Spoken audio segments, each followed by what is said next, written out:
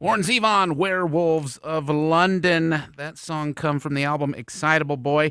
Idea for that song came from Phil Everly of the Everly Brothers after he watched the 1935 film called Werewolves of London, and definitely bound to be a hit with John McVie, Mick Fleetwood of Fleetwood Mac, and Jackson Brown producing it. I'm Zach Paul. That's going to do it for me for the day and for the week. Be back with you guys Monday at midnight. The Danny Bonaducci and Sarah Show up next.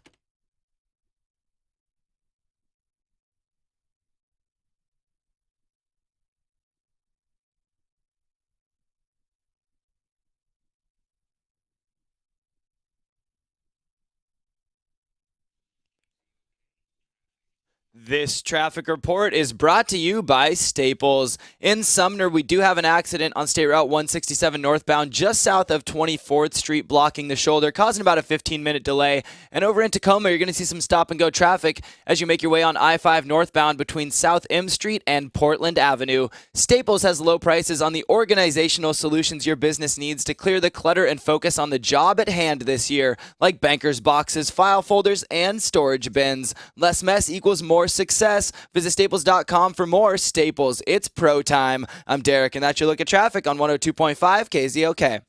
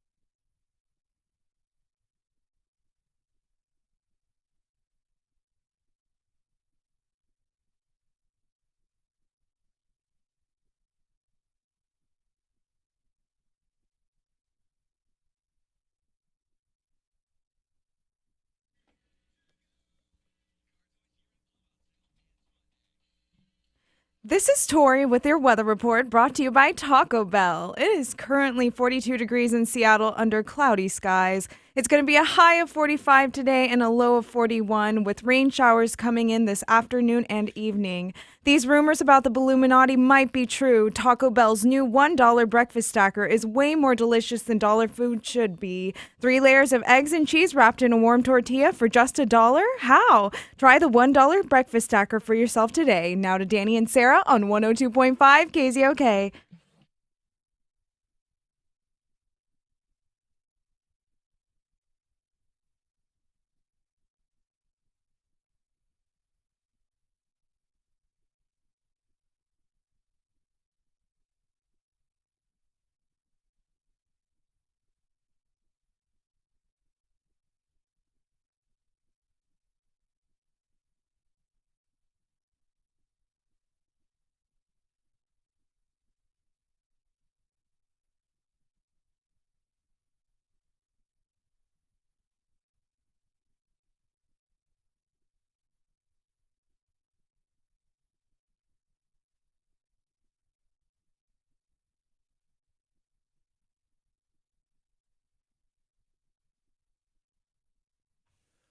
I'm mad at you, I'm mad at you, I'm mad at you, and I'm mad at you.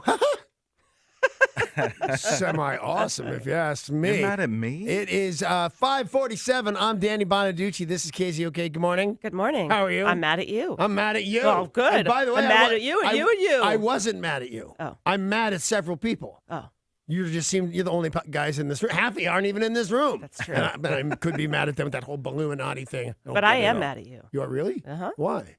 Trying to ruin a movie that I finally watched last night and you said is awful and you're just flat out wrong. Okay. Oh my God, no, you don't like that. I thought it was great. You did not. The Ladybird? woman in the water? Yeah, nice of way Water. to remember the name It was of this so classic. good. Can't even remember what The you watched. Shape of Water. The Shape of Water. Yeah. This lady's in love with a lizard. And plus, the stuff going on around the loving the lizard is terrible. He's what he's doing, which is the mistake of all the mistakes. He's doing a fantasy, a lady about loving a lizard. Yeah. And they understand each other's minds, right? It's fantasy. Okay, fine. You know, I like movies where things fly and cool. I'm down, no Sure, problem. yeah. You want to love your lizard? I love my lizard. I know that. But And who doesn't, Danny? When she gets home, all the colors and sounds and shapes of windows and types, things where the movie should be real, are also skewed and weird in fantasy. Like, pick what movie you're making, Lizard Lover. Right. I thought it was beautiful with the music and the dancing and the old movies. And Michael Shannon as the evil guy was really good. And his fingers were gross. I can't believe that guy got to play Elvis. Like, somebody did? must have loved that. Yes, in a movie about Elvis. Wow. Called like a documentary? Elvis and Nixon. No, it was a big movie. You guys felt free to ignore it, apparently. Weren't you probably there told when, us it was Becoming bad. attractions. I was there that year. when Elvis met Nixon? I was there that same year. No, although I met them both. Yeah, How right. bitchin' am I? I thought it was at the same time. No, did a movie with one and shook another one's hands. So How anyway, was the movie with Nixon? I didn't see it. That was my movie with Nixon. I Yeah. didn't do it. I did one Okay. with Elvis, and I'm not positive I've ever seen it. Oh. Amy recorded it. She said it was on recently, and I'm 5. What do I care? I get 2 hours of my life, and I'm only in I don't know that I speak. She says I speak. I don't know. All right, so let me. You guys can pick the guy I'm mad at, and I'll tell you. Yeah. Here's one guy. Tom Hanks and Meryl Streep are one guy I'm mad at. Remember Bianca Bianco? Hate her more than I can say. The woman Let's see. who wore Red red dress. instead of Yeah, black. well, you don't get to talk about it unless you ask me if you decide that that's the one you want to hear about. No, Although, I'm yes, guessing our that is. listeners have no idea who you're That's talking not about. the point. Like, I'm so mad. Turns out she's local, too. She grew up here in Washington No. State. Dude, does that mean I have to travel less far to punch her in the face? I think All right, so. yeah, I guess this is the direction we're going. So she wore on the blackout Meryl Golden Globes or whatever. Yeah. All these women trying to put an end to men touching their bodies when they don't want it, even the R words being thrown around and everything. And she shows up not just in a red dress designed to show most of your boobs and most of everything else, right? Yeah. So I hate her for doing. Women are trying to make a movement, trying to take advantage. It takes a lot, you know. Cross that bridge in Selma. People are getting hit with fire hoses and German shepherds. You have to give a lot to make change. And she won't give up that outfit because it looks sexy on her. So I'm reading this next thing about her, and it says how she shows her entire private parts for an extended period of time when she was walking down the red carpet at last Sunday night's Academy Awards. So I'm going, I don't know if I should hate her because this is wrong. They mean the Golden Globes. Why aren't they getting that right? And I keep reading more about her at the Academy Awards and showing her privates at the Academy Awards. One guy said they showed them so much we can't call them privates anymore. But she's in this crazy dress, and I realized this is what she did at last year's Academy Awards. When it had nothing to do with this, and it's designed to show your private. There's no way to not show your. I don't understand why. And here's the thing. Here's what made me mad. If you went to the Academy Awards on, hey, let's try not to do bad things to Chick Day, and had your wiener hanging out, would you have been arrested, do you suppose? I'm sure if I went anywhere and had my wiener hanging out, I'd be arrested. Why is this chick not in jail? Bianca Bianco. So if you which guys want to was look it it? up, if you want to look this up, by the way, it's Bianca Bianco or close. You'll get there. So which one was it? Was she at the Golden Globes with her Both. privates out? She was at the Academy Awards with her Last privates year. out. Yes. And then she was at this one's, hey, help women get ahead in life. Don't show your privates. It's a wordy title, but you know what I mean. So The I'm Golden mad- Globes. I'm mad at her. Yeah. But it had a hashtag something special. Yeah. I'm sure it just wasn't something special. So anyway, I think she should be arrested and ashamed, and I'm very mad at her. I'm a little bit mad at Tom Jones. Why? Really, Tom Jones and Why? Tom Hanks. Yes. Why? Why? You youngsters, ask me why. Why? Why? We did ask you Why? why. Well, that's why. Oh. Maybe he says my. I'm pretty Okay, sure he bitch says or my.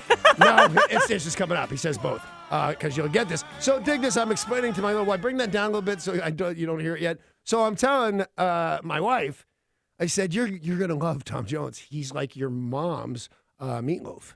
His songs are super out of. He doesn't dress up in capes and crazy stuff like Meatloaf does, but the songs, they're super operatic. And she said, well, give me an example. I said, well, Delilah, you know Delilah? And of course, then we immediately go, why, Delilah, or my, Delilah, whatever you like, right? We all know that part, right? Yeah. Okay. You know what that song's about? What? Do you? No. Oh, Is it not so about Delilah, for part of it, Delilah apparently cheats on Tom. He didn't like it. So he goes over to her house and says, hey, why? And you know what she does? What? She laughs at him. So you know what he does? What? Stabs her in the chest repeatedly. Oh my God. Oh. She falls down dead, and he says, laugh now. Wow. Yeah. Whoa. Can Was you this even a true Can story? you even do it? Well, not from him. I'm a hoping. But do you have the words or anything there? Yes, I do. Huh? I felt the knife in my hand, and she laughs no more. Bye. Wow. Good Meatloaf luck. would never say that. You don't know who Meatloaf has killed. You ever met him? No, I have not met Crazy Meatloaf. as no. a bag of cats. You met Yeah. him. I mean, yeah. And He's crazy as a bag of cats. crazy as a bag of cats. And I said, why are you so crazy? I think I said, is it just me, or was Meatloaf really crazy on the show today? So I've now forgiven Tom Jones, although, man, ain't cheap to go see Mr. Jones at the No. Paramount. There are tickets, I think they're as low as $40, which I said, okay, bitchin', why don't you get, because she drags me to the theater and the tickets are $100. Yeah. I said, spend $100, no problem. She goes, oh no, once you get out of 40, you're at like 600. Oh. Whoa. What geez. up, Sir Tom? Wow. Yeah. On the a- regular market, not the secondary market? Yeah, are there any tickets still for sale for Tom Jones? Because I think that they go up as high as $750 That's on the insane. regular. I get to, and by the way, don't throw your panties at him. Yeah, he doesn't like that anymore. I'm Like you're not sorry, allowed Mr. to? No, you're not. You'll be ejected. Oh, that's the Not only a reason I record. would go. I've thrown underwear at the guy before. I thought Yeah? it was hysterical. A giant pair of like balloon granny pants. It was totally hysterical. He Yeah. did not find me amusing. Luckily, he Aw. couldn't figure out where it came from because he's a doddering old dude. There are still tickets available for Tom Jones. And Yeah. let's see. The highest price ticket I can see right now is $121. I bet I bet that's what I got. So, and there's still some left. But yeah, All right, don't bring your underwear. They go up to. Well, I'm going to bring some, Sarah. Yeah, Be wear sitting there all some. night. I don't know. The girl doesn't know this because girls, you all have your own dilemmas. But around an hour and a half and going commando, we chafe.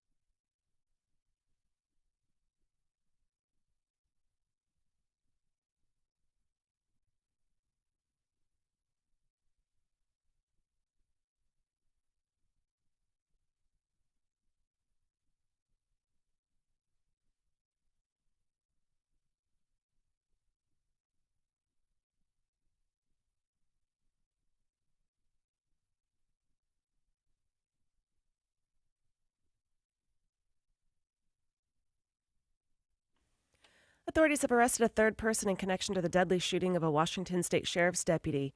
A spokesperson announced a 52-year-old woman believed to be the getaway driver for those two suspects in the attempted home invasion, where she was arrested on suspicion of first-degree rendering criminal assistance.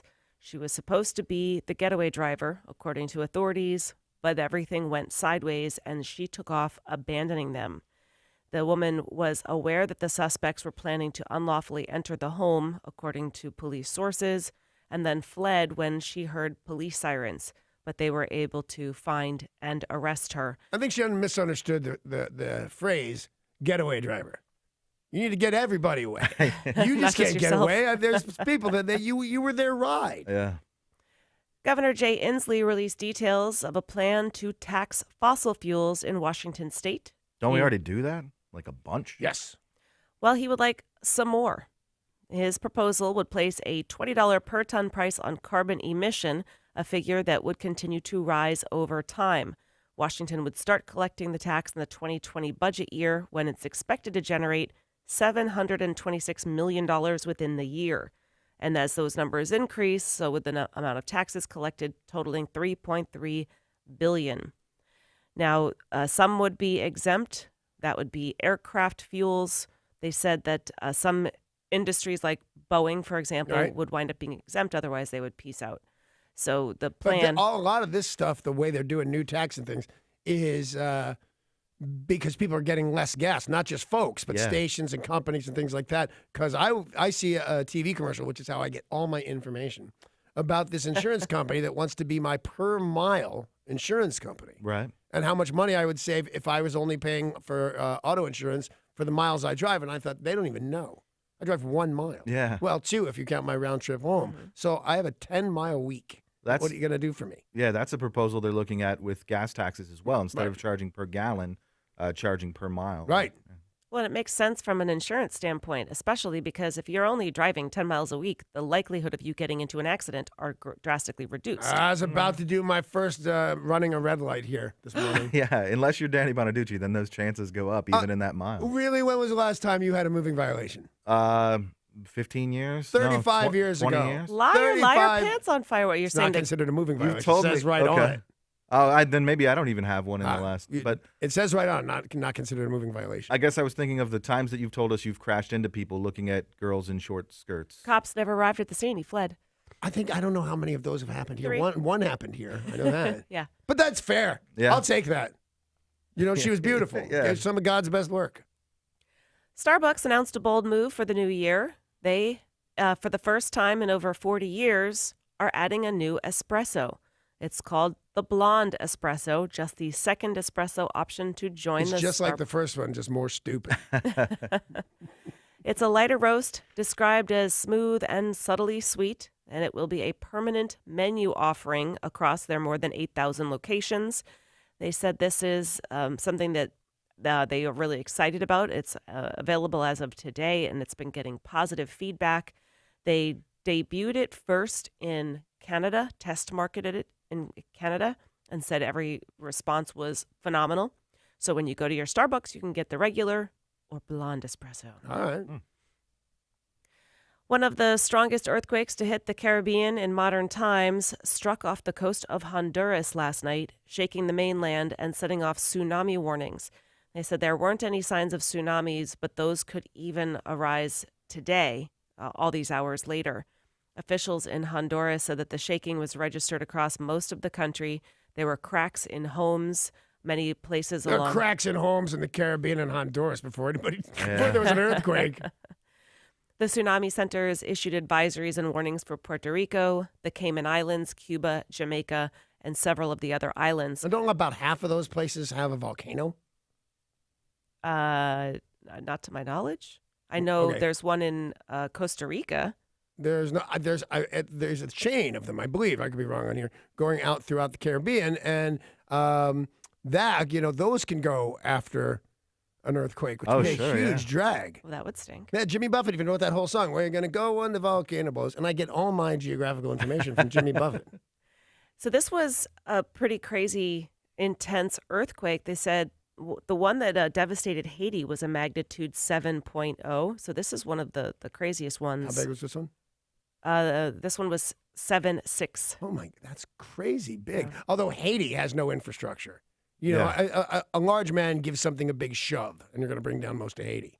I can't imagine building code in Honduras is that much better No. than Haiti. Exactly. Well, they've had a little bit of a boom. Like Sarah will tell you, and mine's only from pictures. I've still never been there, but Sarah will tell you that when you go to Panama and you expect to see Panama, a lot of it's hidden behind the giant glass skyscraper. So a lot of places have changed their building codes. When I was in Panama, you'd be walking down the street and there'd be a regular sidewalk, and then all of a sudden there'd be a sidewalk that you needed like a booster to get up on it, like a foot-high sidewalk that you had to try to climb up. I thought she meant the chair, and I thought she was making fun of me. Well, Danny, if you would like to see the volcano, you're going to need the booster. Yeah.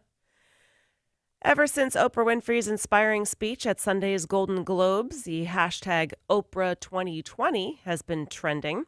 But even if Oprah does choose to run for 2020's presidential election, her opponent would presumably be Donald Trump. He was asked during a bipartisan lawmaker meeting yesterday. The reporters said, "What do you think about Oprah running for president?"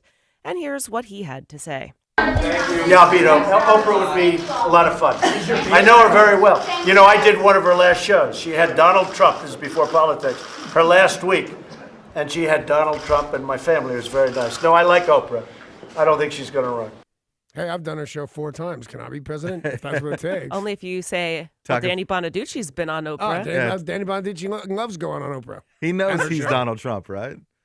I'm not sure. It depends. If you're watching more and more on that Wolf Guy's book, man, there are some people out there who it's easy to look at them and go, well, they seem like they're telling the truth. That guy might be really crazy. This isn't like when he was trying to schedule a meeting with the president of the U.S. Virgin Islands. Oh, yeah. Where he doesn't know who he is. He doesn't know that he's the president. I just found it so strange that he's saying, she had Donald Trump and my family. So he's referring to himself in the third person, but then kind of having to change it. Yeah, it turns out he's a weird guy. Well, yeah, I was going to say that's no weirder, I think, than just going, hey, she had Donald Trump on. Yeah. If you take them and separate it, and my family, it sounds normal. It was a very nice thing. I saw it. I mean, at least I've seen clips of it on the news in the last 48 hours or whatever, and she's very polite. Everybody's nice to each other. Well, Donald Trump back in 1999 sat down with Larry King Live on CNN, and Oprah's name came up back then. You have a vice presidential candidate in mind? Well, I really haven't gotten quite there yet. It's just you Oprah. I love Oprah. Oprah would always be my first choice. Oprah. Your competitor, right? Oprah's a competitor. You know what? No I'll tell you, she's really a great woman, though. She is a terrific woman. She's somebody that's very special. I have not even thought about it. I guess we'll see. We'll see. Maybe that's part of the whole process. Well, I was thinking about this morning, and I don't see how Oprah Winfrey can win. And I don't mean how can she win the job of being the president. I think she can. Once she gets to be president, she starts losing people left and right because there are things in the best interest of this nation and all of us that are not going to be in the best interest of the people who love her from day to time. Turns out we really do need to open up drilling in Alaska. That's what's best for our nation. Well, that's a whole generation. People go, Oprah, you're such a disappointment. How's that possible? When she has to play hardball with us, with her own constituents, I think it'll be rough. I can't see Oprah wanting to run for the presidency. No. It seems like a terrible job. It really does. Steve Bannon has stepped down as the executive chairman of Breitbart News less than a week after his big falling out with President Trump. Did he take all those weird skin tags with him? Things are gross, man. Breitbart issued a statement, said Steve is a valued part of our legacy. We'll be grateful for his contributions, blah, blah, blah, blah, blah. We value him leaving now. I like him best when I'm looking at his butt walk out the door. Yeah. Jet Airways has decided to terminate the employment of 2 employees who got into a heated in-flight fight on New Year's Day, during which the male co-pilot allegedly slapped his female commander, and they left the cockpit completely unattended. Jesus. Where'd they go? To the bathroom. Well, here's the way it kind of shook out. The female pilot got upset and left the cockpit. According to sources, she stood in the galley sobbing. The cabin crew tried to comfort her and send her back to the cockpit, but in vain. The male co-pilot was in the cockpit, called over the intercom and said, "Get back in here." When she didn't, he left the cockpit to go get her, leaving it completely unattended, which is a violation of... Yeah, you can't even hang out outside that door anymore. Well, one person's allowed to leave. Both people are not allowed to leave, according to the civil aviation industry. Well, they would know, and it also seems like a pretty decent rule. Yes. Yeah. You can't. Both pilots aren't allowed to leave the cockpit. What happens if that door locked?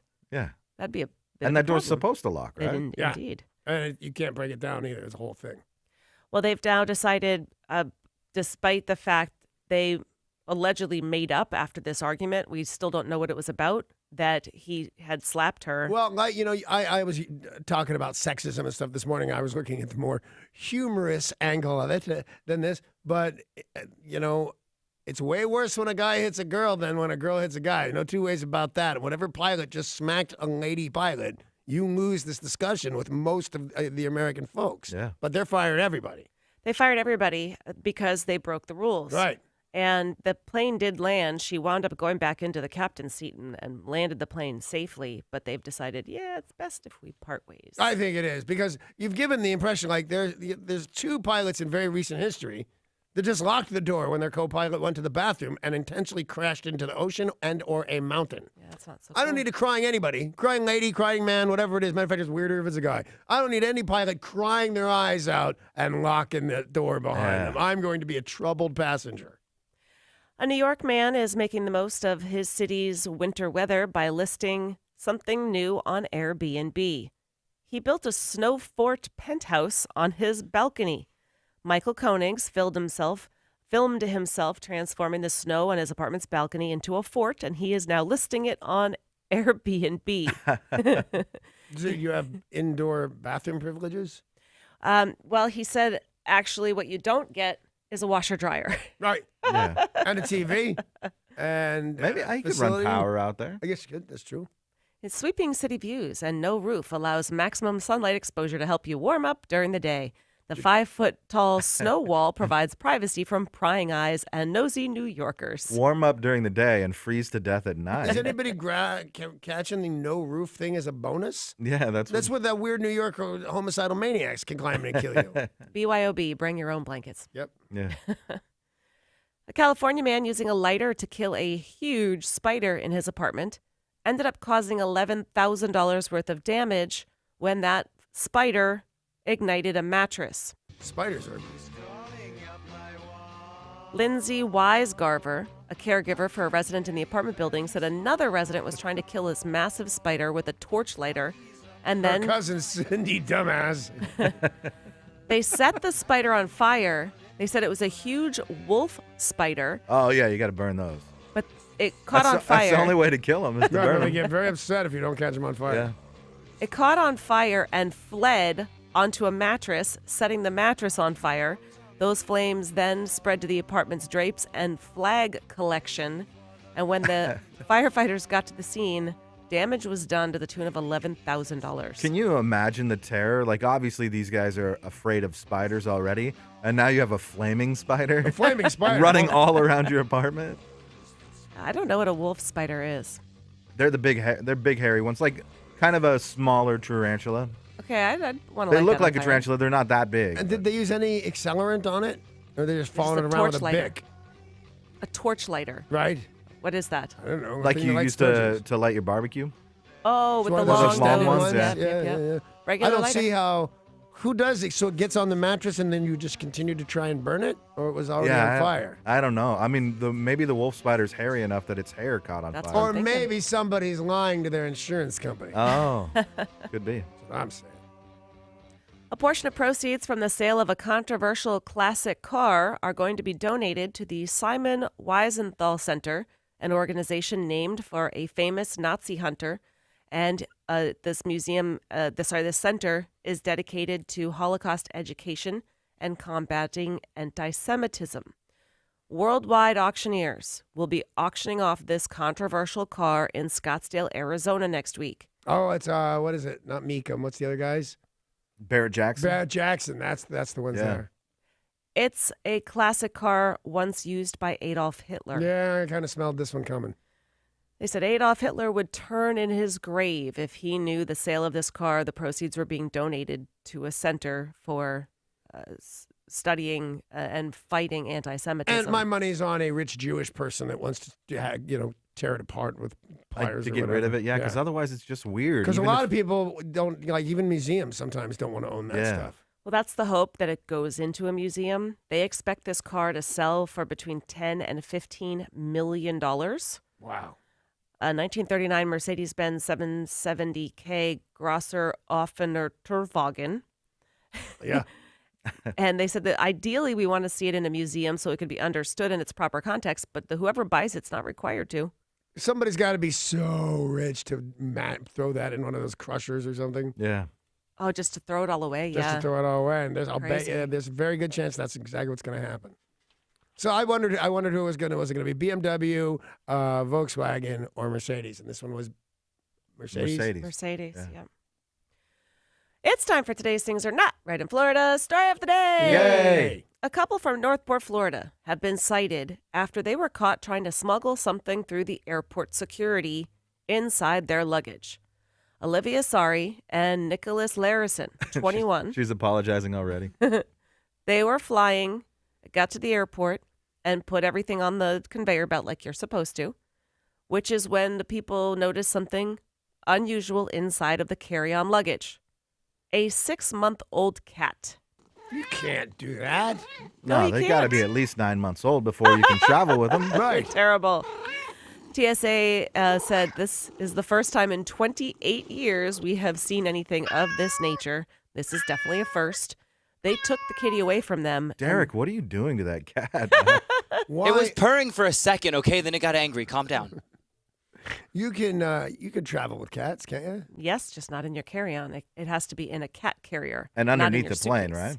And what? They put it underneath the plane, No, right? no, No. cats go underneath the seat in front of you. Oh, okay. Small dogs too. Yeah, I've seen it all the time. Lately. It's kind of freaky, to be honest with you. but you can't have it zipped up in your suitcase. They said the cat couldn't even breathe, let alone have any access Sounded to like water. that cat could breathe. Oh, Florida. Oh, Florida. Florida.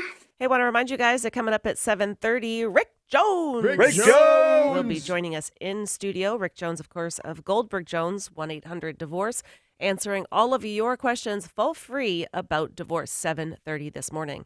Coming up next, we'll talk about some cool stories in music news, an honor being bestowed on a huge KZOK band, and a story that is a must for fans of Nirvana, plus a wild update to Seattle getting a hockey team next in sports.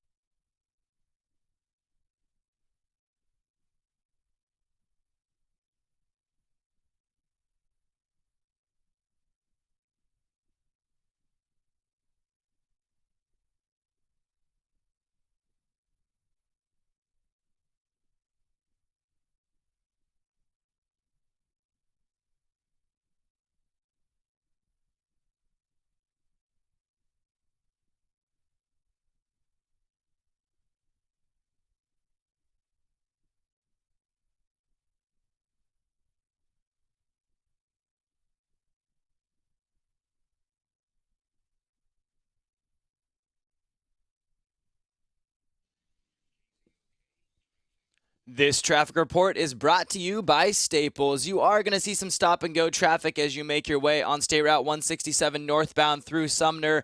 And be advised, if you're heading over Stevens Pass this morning, traction tires are required. Staples helps you keep your ink stocked and your business moving this year. Right now at Staples, buy 1 HP ink and get a second 30% off. So you can stock up and save. Ends 113. Restrictions may apply. See store or staples.com for details. Staples, it's pro time. I'm Derek, and that's your look at traffic on 102.5 KZOK.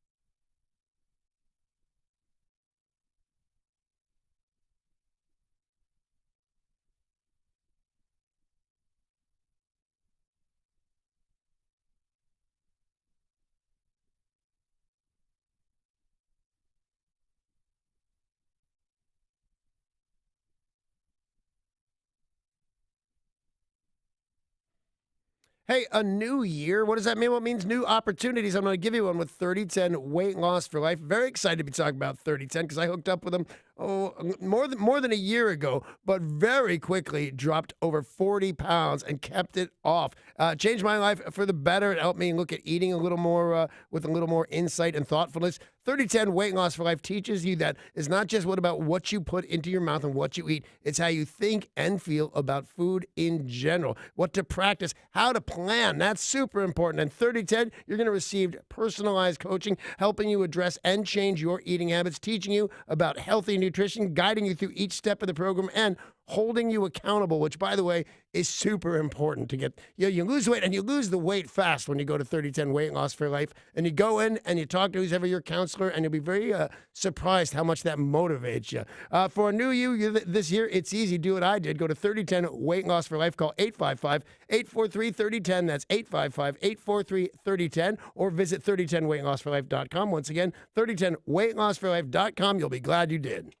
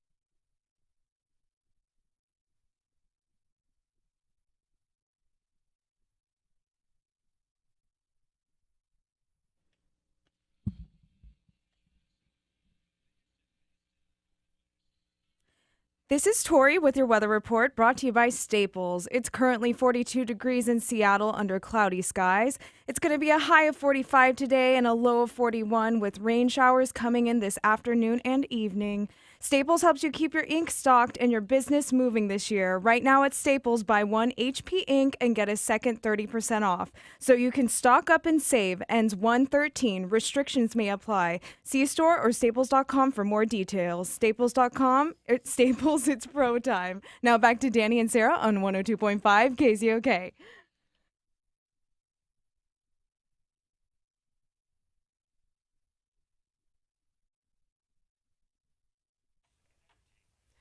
Well, I think we've all heard, and many of us have seen the Taco Bell commercials for the Illuminati. Yeah. Illuminati, Taco they're Bell. behind it all. Illuminati. Yeah. Somebody's not real happy about those commercials. Oh, no? Charlie Daniels. No, Charlie's going to be very upset because all his rowdy friends are coming over tonight. It's a totally different guy, I think. Oh. Is it?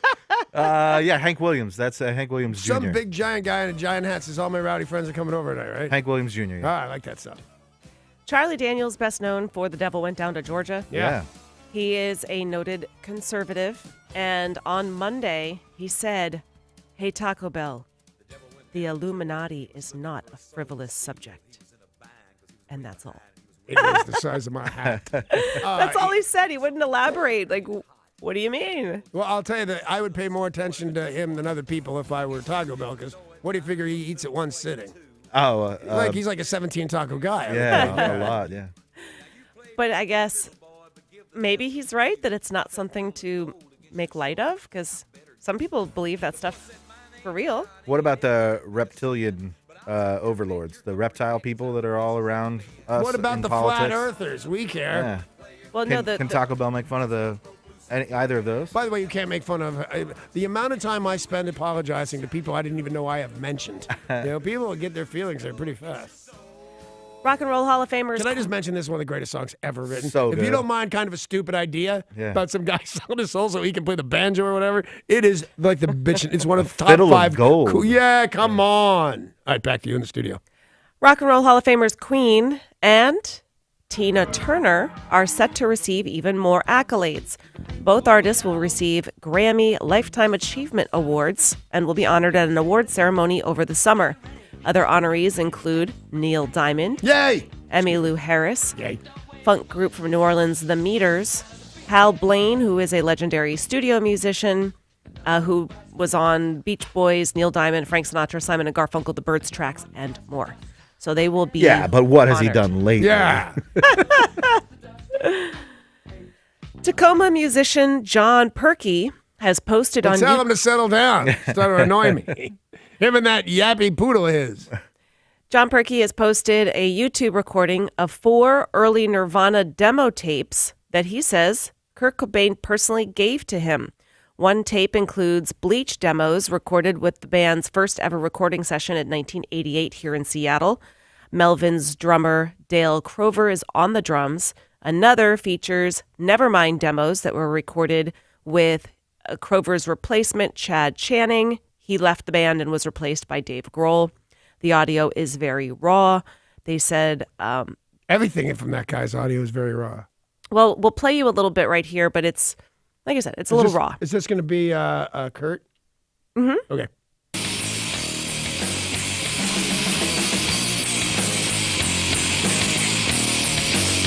Waste your time by saying you want the skull of ball. Get a politician and then wear his clothes. All right. This decade is the age of reaction. You can find the rest of them at KZOK.com. You posted the rest of demos up on our Yes, website? there are 4 tapes that are about an hour long. Whoa. Yeah, they're really good. I mean, from what I can hear right there, his voice Sounds great. good. Yeah. Sounds great. All right, KZOK.com. It's nice when we hear stuff that was actually like studio recording, unreleased studio recording, Yeah. versus Somebody's whatever. iPhone. Yeah, or with Kurt Cobain's case, a lot of it was cassette recorder Yeah. in his living room. Willie Nelson called off a concert after just one song and was then forced to cancel several upcoming dates due to breathing issues. during his show at the... That's a terrible, terrible problem to have. Yep. I can't breathe. There are huge words to be paid attention to, especially when you're, what is he, 600? He is, or 84. 84. He About the was same. performing Whiskey River, and he was coughing and apparently having trouble breathing, left the stage. They said he appears to have either the cold or the flu. A cold or the flu. No, it's worse in his case. It's the cold. It is. It's the original cold that started it all. Because he's 84. You know what's something super weird that I had no idea? He's like a 4th degree black belt. What? He just tested for his higher grade. Just said, I can't tour this week. I got to go to where it is my grandmaster lives and be tested for 4th degree black belt. Wow. I have not heard that. Unlike Mr. Elvis Presley, who was born a 7th degree black belt, and I think you might be lying. And the thing is, he was lied to. He just didn't even know anybody. He thought everybody was kung fu fighting. But this guy right here, real life 4th degree black belt, I believe that's his pitch. 4th, say? Just say yes and we'll be good. Yes. Yeah, 4th degree, man. Fourth degree, Yeah, there you he's go. the best. Don't fight him. 84. Don't let him throw, even coughing up blood. He'll still take you on. Yeah. Ed Sheeran has had a heck of a run. He has been winning awards and selling a bazillion albums and playing huge stadiums. He's a busy beaver. And it turns out, because of all of his traveling, he has to make special accommodations for one of his obsessions. Ketchup. Oh, they're going to say a tiny little German girl. Okay, catch it. He is obsessed with ketchup. So much so he even has a tattoo of Heinz ketchup on his person. That's weird. Yeah. Well, what part of your body looks like a ketchup bottle? He said It's that... because he didn't grow up with it, right? Is he American? No, he's British. Right, yeah, they don't really, you have to ask for ketchup over there. They give Sure, you but- mushy peas and some other stupid British crap. But his issue is more traveling so much, oftentimes you don't have it when you want it. Right. I've been known to travel with hot sauce. Me too. And soy sauce? if you know you're going to want to put ketchup on something at a restaurant that maybe doesn't normally offer ketchup, or maybe Yeah. you're on your tour bus, he has made it the responsibility of somebody in his entourage to carry a bottle of ketchup everywhere he goes. How's your life going? You got a guy that's under your employ that his job is to carry ketchup. And that guy's actually doing all right, too. He gets to tour all around the world with Ed Sheeran Right. just Yep. being the ketchup carrier. I'll bet he has another responsibility. Oh, you think? I don't know. Who knows with these rock stars? David Aiello, I knew I Yeah, wasn't that going to be guy. able to say his name. Aiello. Are you even close enough that it's who I think it is, or are you just so far away? I've never heard of this guy. David Aiello. Okay. He's an actor. You know him from The Butler, Rise of Planet of the Apes, Lee Selma. Daniels, the butler? Yes. I don't know why everybody had to say it. It was in the contract. That's the name of it, is Lee Daniels, yeah, the Lee butler. Daniels, the butler.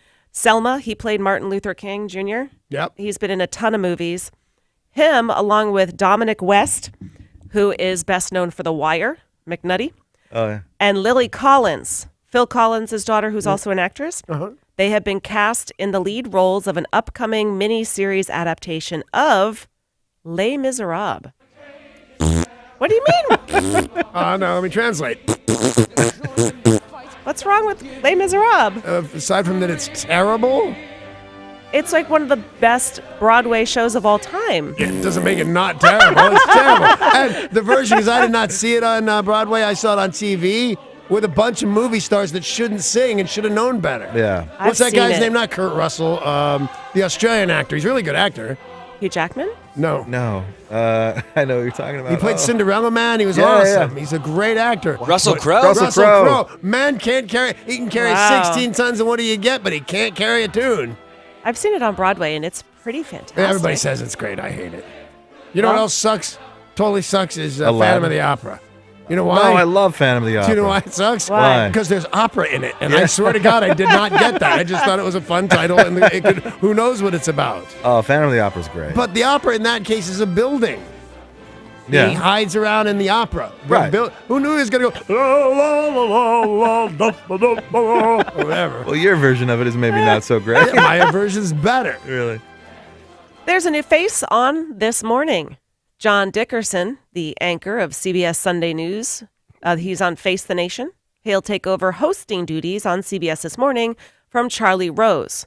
Now, Charlie Rose was ousted in November over allegations of sexual misconduct from several women, and now John Dickerson will be his replacement. Isn't that what Charlie Rose got did in trouble wrong? for? Yeah, he showed it, and then they got Dickerson. John Dickerson joined CBS in 2009 as an analyst and contributor. In addition to being on Face the Nation, he was the chief Washington correspondent for CBS News and is a political columnist for Slate magazine. Oh, Slate. He'll be joining Nora O'Donnell and Gayle King. Hugh Grant. Why are you mad? Were you up for that gig? I was, and I'm Yeah. very upset that they gave it to Dickerson. I don't think you were up for that I job. was. Hugh Grant is No. going to be. Oklahoma weather. I don't think any of that worked out right. That's the other guy. That's the other Hugh. Oh. He's going to be a dad again. Actor Hugh Grant and his girlfriend, Swedish TV producer Anna Eberstein, are expecting their third child together. Yeah, but that still leaves him with like 9 kids. Only 5. Oh, I thought so many more than that. I did as well. And it's like, I was wondering, he's making a nice comeback, but every baby's mama gets a house and a bunch of money. Yeah. And houses in England are not cheap, my friends. And all of his baby mamas get homes and like $1 million. Or All pounds. one of them. There's only one other baby mama. You know who am I thinking of? Jude Law? Yes. Oh. Jude No, Law's no, got Jude Law, 72 kids. Who I love, but I don't love as much as Hugh Grant. I really love me some Hugh Grant. What a charmer. And to be able to get past that as, oh, I'm this British charming cutie patootie. I know there was that whole prostitute behind Tower Records thing, but please let me be cute again. It took 5 or 6 years, but we did. Yeah. I think he's adorable. A lot of people have wondered if watching or having the shows on TV are helping criminals. Shows like CSI. They say so all the time. All Now? the time when they ask for opinions, their lawyers say they got the idea from CSI. Well, now they have done a study and says the CSI effect, the CBS effect, has been around for decades, but it's not helping criminals get away. It's Right. not making them any smarter. I would think it's actually helping them get caught because it's giving them the balls to commit crimes they would never commit. But now we think we're so smart, we'll just do this. Researchers analyzed crime detection rates. They talked with convicted criminals. They asked how useful these shows are. They also have done control groups where they did non-watchers and watchers trying to clean up a mock murder scene. And studies showed these shows, like CSI, don't actually help the criminals. Well, yeah, I guess I could have figured that out on my own. But it helps the criminals think they're being helped. Yes. Yeah. They But think they're not. but they're not. Totally not. But Was I having- on that show? Yes. Cool. I love that about me. Having them practice. Having them practice by cleaning up mock murder scenes, that seems like that would help them. Well, you think like watching the show, like, oh, you need to clean around the drain. You need Yeah. to get the hair out of here. You need to do this. They You said, need a can of gas and a match. They said not even that works because then the arson specialists come in and say, oh, they used a can of gas and a match. No, I'm trying to get away with murder, not arson. So I kill Paul, and I'm going to burn his house down and cover him with gas and other flammable stuff. So they're going to go, of course, somebody started this fire. They'll bet there's a dead body in there, too. Case in point, you're not any smarter thanks to CSI because that would not work. No, but I have better dental insurance for 2 years.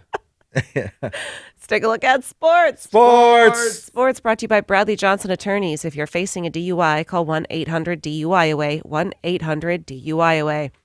The Seahawks have reportedly fired 7-year offensive coordinator Darrell Bevell.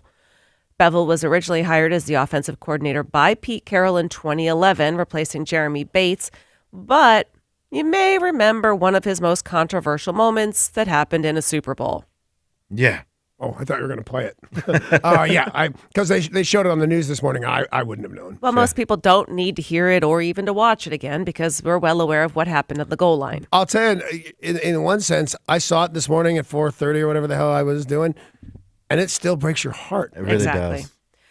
He has been That's my fired. favorite joke by Seth Rogen. Seth, who does a late night talk show? Myers. Seth, the next night I'm watching this TV show. I must have been on the news. And they said, boy, you really got to give it to Marshawn Lynch. And everybody waited for the next day. He goes, no, that's it. You really have to give it. That was clever. Yeah. We are still awaiting news about getting a hockey team here in Seattle. There is a report from ESPN Canada that says the reason there hasn't been any movement, we haven't heard any new updates. Bran. They haven't filed the paperwork here in Seattle. The group who were the group of businessmen and women who are making this effort need to file paperwork to make it official with the NHL, and they have not done so yet. They said that doesn't mean it's not happening, But that's why we don't have any updates. Is they have to get that paperwork filed. It seems weird. Get on that. I don't even care about hockey, but I care about Seattle hockey. Yeah. It'd change a lot of stuff. Plus, it's going to be at the bottom of my street. It's going to be 4/10 of a mile from my house. Something Right. cool is going to happen for sure. Restaurants and stuff. Well, a Puget Sound area romance novelist has just trademarked the Seattle Sockeyes. That's a name that has been bandied about for our upcoming hockey team. But the reason Jamie Davenport has trademarked that name, it is actually featured in her novels. She has a book called Penalty Play, another one called Shot on Goal.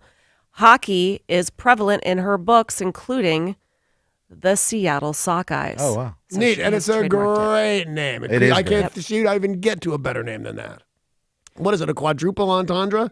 I can't even. I hurt my back pulling that many entendres. Yeah, when I think romance novels, I think hockey. Me that too, fits. man. Yeah, me too, actually. Wait, what? But why not? I mean, now the team's probably less likely to use that name. Why not wait until they use that name and then say, hey, I owned that already, or that was featured in my books. You took it from my books. Well, because they could still try to use it, but then she owns the trademark to it. The trick on the small version of what I would be is hope they don't notice, feature it, put it on T-shirts and billboards, and then that's when I go, oh, I own that. Okay. She says she's hoping that this will deter the new team from using it because it's her She idea. doesn't from her. want Why doesn't she want them team to use? What a bad Seattleite. Kick her out. Told you has to leave, man. Put her in the penalty box. Team USA Olympic medalists will be warm and stylish on the podium this year. Now, we've only got a month to go till the 2018 Winter Olympics, but they unveiled their outfits yesterday that they'll be wearing on the podium. Now, in South Korea, Pyongyang, where it's going to be, Pyeongchang, it's going to be really cold. Yeah. Below freezing. So athletes are going to need to bundle up. Nike designed super insulated jackets for males and females. They have waterproof outfits. They have special shoes. They look pretty nice. Cool. And you can check out pictures of those jerseys right now at KZOK.com. Oh, cool. I mean, the boots look great. They've got these nice like What puffy year coats. was it where Ralph Lauren designed everything? Every year. But it turned no, it was one year everything was made in China. Yeah, And I everybody think got that was pissed. 2 Yeah. years ago or Remember 2 how months mad? ago. And rightly so, because I'll go to a store and if it says made in China, if that's the thing I want, I'll still buy it. I'm an American. I can do whatever I want. But if I'm saying here, represent America, you should be made in Cleveland Yeah. or someplace. That I Same thing with consider most of the flags are made in China, American flags. American. And tomorrow night, both the UW and WSU men's basketball team have games. UW, Cal, 8 o'clock. WSU versus Stanford, 6 o'clock for that NCAA basketball.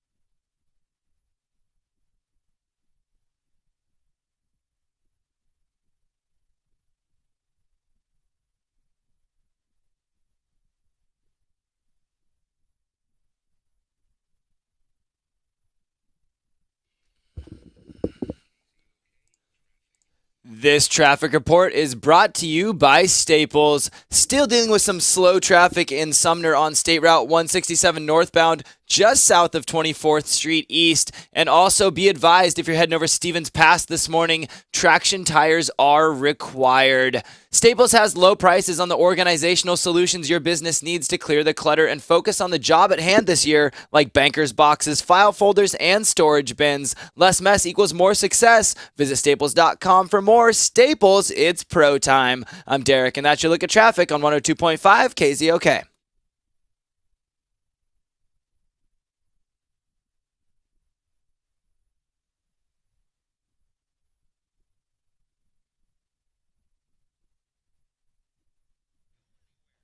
Hey, if your aging parents would like to stay in their own home, well, most likely they're going to need some in-home care. But where are you going to get it? Who can you trust? Well, let me tell you about ServeWell. It's a matchmaking service for senior care in the Puget Sound area. ServeWell helps make it possible for your parents to stay in the comfort of their own home and still get the care that they deserve. Now, most of us were simply not able or capable of taking care of aging parents 24/7. You should get them professional help. Well, I'm here to help you out with that. There's still a way to get it. Go to servewell.com. Then you choose your service, your caregiver, and your price. ServeWell vets the caregivers through background checks, verifying certifications and interviews. And then ServeWell even has a mobile app that provides real-time status updates through GPS, tracking your loved one's caregivers. And that will give you a little bit of peace of mind. If you need them for housekeeping, personal care, grocery shopping, meal prep, or even managing medications, which is a big deal, ServeWell ensures all caregivers are trustworthy and professional. Watching our parents' age can be stressful. Let ServeWell ease your mind. Check them out at servewell.com.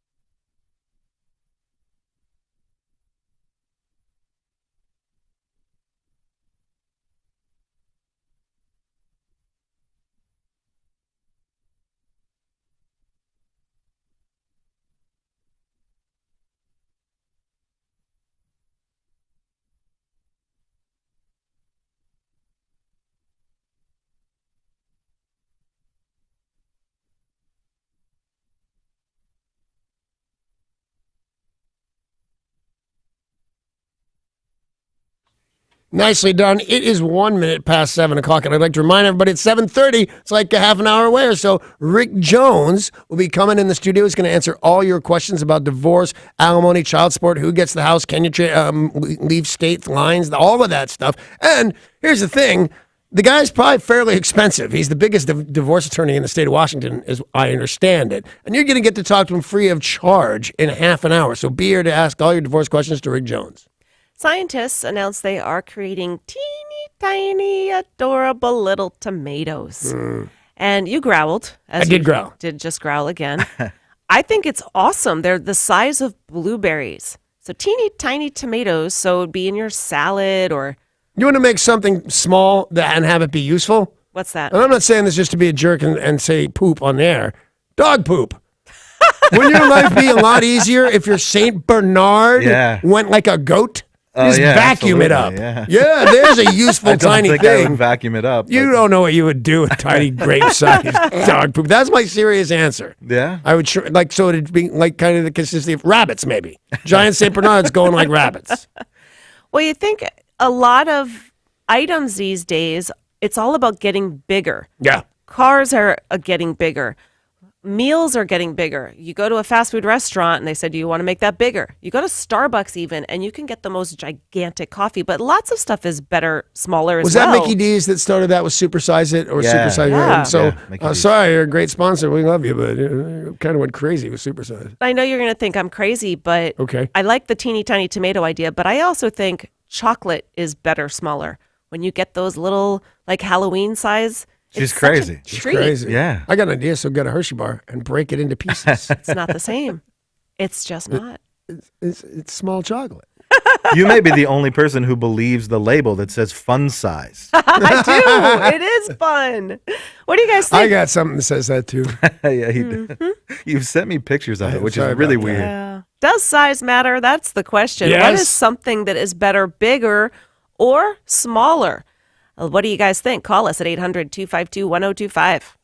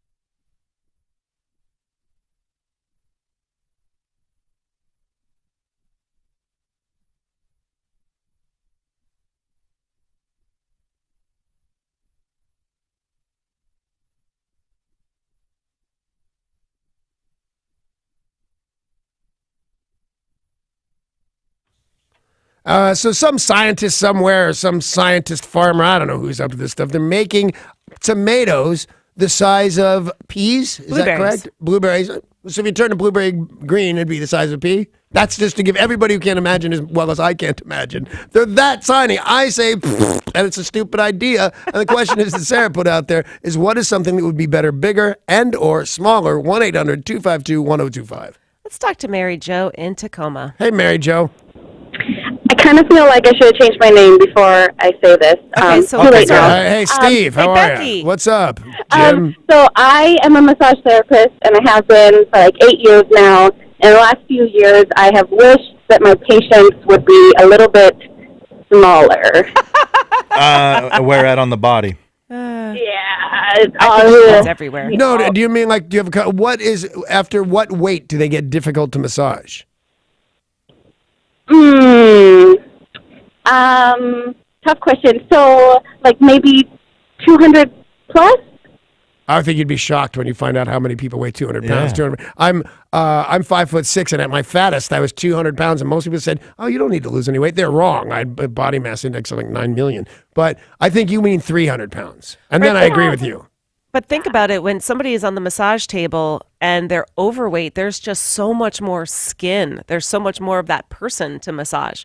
So, I'm sure she means just in general, it would be nice if their bodies were smaller. If they were more fit, I think is what she means. Why don't you just rub dwarves?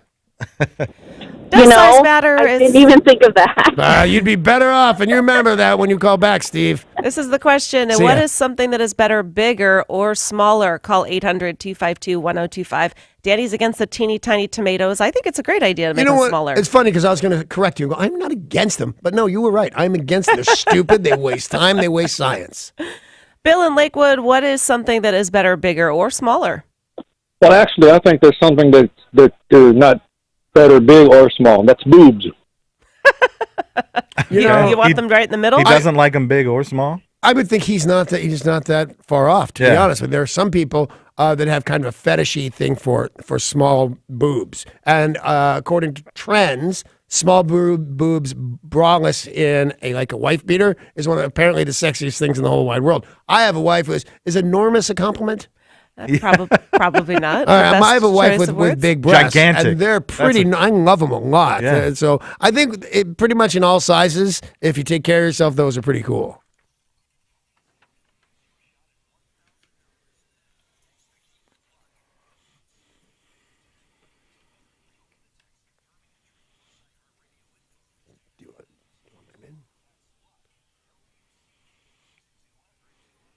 Is $1,000 enough to adjust the size? Probably. Yeah, okay. Okay, so boobs? something that's better, bigger than smaller, the money in your wallet, right? My who's it's? The money I want in more your of wallet. it. I mean, I don't want the actual bills to be bigger, but I'd like more of it. Yeah, I don't want to Yes. be clown bills. Like those checks Exactly. you write to charities. I don't want money that big. I guess if we're doing that, make my mortgage smaller then. Oh, that's a good one. Jeremiah calling from Seattle, something that's better, bigger or smaller? Good morning, Sunshine. Good morning, sweetheart. What do you got for us? Theater screens, movie theater screens. I think they're better on the larger side. You get the special effects much more. I think you could not be more correct, my friend. And it's a couple of different things that you're missing some of the experience. I didn't realize this till I started listening to some of the songs of the classic rock I've listened to my whole life. And you put on your headphones and you hear whole other things going on. Yeah. Same thing on a big screen, 20 feet by 30 or 40 feet, whatever it would be to be large enough. And when I was a kid, that's what you had. Your movie theater played one screen and it was gigantic. Right. Well, I mean, that's one of the most disappointing things when you go to the movies and you go into the theater and you walk in and realize you're in one of the small ones. Yeah. And you didn't know, and then you're sad. No, they have almost home. There's one of the movie theater I go to in Ballard. It's just shy of being the biggest screen you could get for your house. Oh, wow. Well, speaking of a screen you could get for your house, I mean, I think we all agree TVs, the bigger the better, right? Yeah, well, I could not agree more. As long as it doesn't lose anything. Yeah. Does it lose something when they get bigger? Some say so, yeah. And then people started adding curves to it. And what is it now? 4K, 4K, is better yeah. than, but it's going up to 8K at the Consumer Electronics Show. Some things are fine just the way they are. Stop bugging me. Something that is better, bigger, or smaller. What do you think? Let us know by calling 800-252-1025. These guys think I'm crazy because I think chocolate bars are better, smaller. Yeah. We do think you're crazy. Yeah, they do sell them, those jumbo ones. Yeah. Can you don't make need me that. a little teeny tiny pizza? Because I really like pizza, but just. It's I want personal pizza. Can you make me my own little thing of beautiful chocolate? Oh, and that's called a Hershey's Kiss. What about the little packages of like Doritos or Fritos, and it's just for you? No. They're give me so a cute. Gigantic bag. If it's good, give me more. Or give me that bag along with 500 other bags in a bag of trucks. You know what I would like? And you think you get them? Little bitty bitty bananas. Yeah. You know, you see them with what are those things called? Plantains? Bananas, yeah. No, plantains. They come on a thing. The fact that I said titties is going to send Sarah over the edge. Are you going to be all right, honey? You don't need to say it again. Apparently not. So anyway, they look like they look like Vienna sausages. Yeah. It's like working with children. Anyway, they don't taste like bananas. If you We're get the little tiny children. bananas, yes, they Do you know there are wonderful. hundreds of kinds of bananas? It's not just one kind of banana. When you go to the store, there's 100 different types of bananas. Not in my store. Not There my are 100 store. different But types of Sarah bananas. sometimes Sarah just talks like she knows stuff, and she may know stuff. I'm just going to stay out of her The way. most popular is Cavendish, but there's 100 different kinds of I bananas. thought the most popular was Chiquita. That's what I would have thought. And then I'd have gone on down to Dole. But what do we know? We like full-size candy.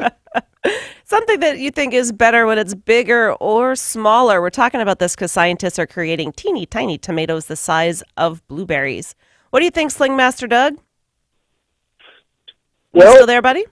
Yes, yeah. Good morning, everybody. Morning. Well, I think for all those who partake, I think a nice big fat joint over one of those skinny New York toothpicks, who's got it hands down every day. See, I would beg to differ, my friend, who I love. I mean, nobody rocks like a Sling Master. But I will tell you this. So you don't have to finish it, right? So you could say, don't smoke it all, because it would freak me out. A big fat joint, I'd go insane. Yeah. But now they stink forever. It's a burnt up thing in the edge. No matter where you put it in your house, your house is going to smell like that. I say get it over there sooner. What is your name calling from Port Orchard?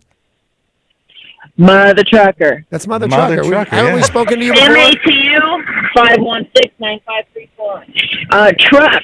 I like Was that her trucks big. CB handle? Was that your CB I was handle, gonna Mother say Trucker? boobs.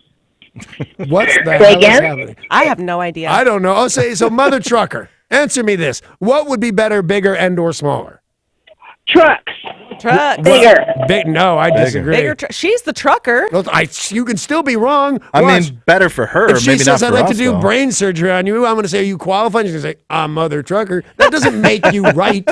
No, they're big enough, man. They scare me. Yo, in Olympia. What up, yo? What up, Debo? What's happening? Well, I definitely think I like people smaller because I'm a small people and we take up less resources. Yeah, I'm with you on that. If 5'6" was average height, I'd be and then I'd hate less people. So yeah, that's a good one. I'm with you, yo. What was your other one, yo? Cake, because everyone loves cupcakes. Oh, she's right. Cake is better smaller. Cake is better, smaller. Is it pie or cake you don't like, Paul? I'm not a big cake fan. No. Yeah, no, I like told you, pie. not though. everyone likes Everybody cake. loves pie. Everybody likes I'll pie. take a bigger pie. I like chocolate no matter what size it comes in. Joe in Lake Stevens. What's up? Yeah, happy hump day, Wausau. So, you know how cell phones started off as the brick? Oh, yeah. And then they evolved to like the little flip phones, and now they're getting huge again, to like damn near tablets. Yep. I wish they were small again. They just fit right in your front pocket, and they're a lot more convenient, I think, that way. He's right. They're making them so big But now. what has happened to us when we're talking about the convenience of your cellular phone that can go anywhere and make phone calls and has a GPS in it? I think a little bigger and or a little smaller. How about you take it the way they make it? Although that's $1,000 to do They're that. making them bigger and bigger, though. Like, mine barely fits in my pocket. Yep. A lot of them don't fit in men's back pockets anymore. Neither of you two are old enough to remember the one that was a semi-normal phone size like the phone in your house. Except it was attached to a giant battery you carried around in a bag. A duffel bag, Yeah. And it weighed 40 pounds.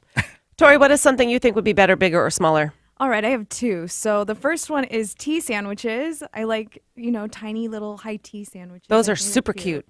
And then also oysters. Raw oysters are so much better tinier. She's right on that Yeah. too. I don't think like the you're big absolutely ones. right on that. Yeah. And I'm impressed that you eat oysters, young lady. It was my first time last weekend, and it was so good. Amy loves them. I talked her into those, and then now I can't keep them away. And it's not a free thing. Same with Matt. Just discovered them when we were in Mexico last month, and now he wants to go out every single weekend for them. Tell him to learn to shuck. No idea. I learned how to shuck without injury. Which is not easy. Totally not worth it. Here's $8. Shuck my oysters. Derek, what is something you think is better, bigger or smaller? Smaller is always better when it comes to clothing on women. Shorts, skirts, shirts, underwear, always better smaller. But Danny might run into people, so maybe not a good How thing. many people do you want me to crash into, Right. man? Oh my, look at the time. It's time to play The Puck Stops Here. The puck stops here. It's your shot at a pair of tickets to see the Seattle Thunderbirds take on the Kelowna Rockets Friday night at the Acesso Showwear Center. And if you would like to play and win those tickets, call right now, 800-252-1025.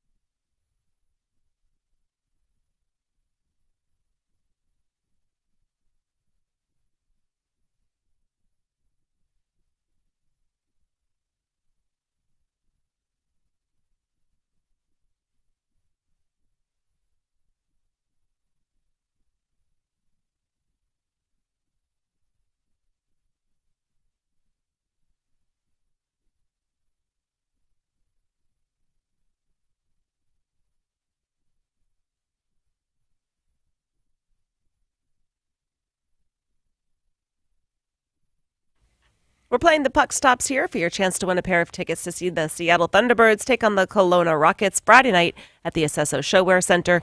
To win, you'll need to name the hockey town from Danny's Clue. Our contestant is Chelsea in Shoreline. Hello, Chelsea. Hi. How are you?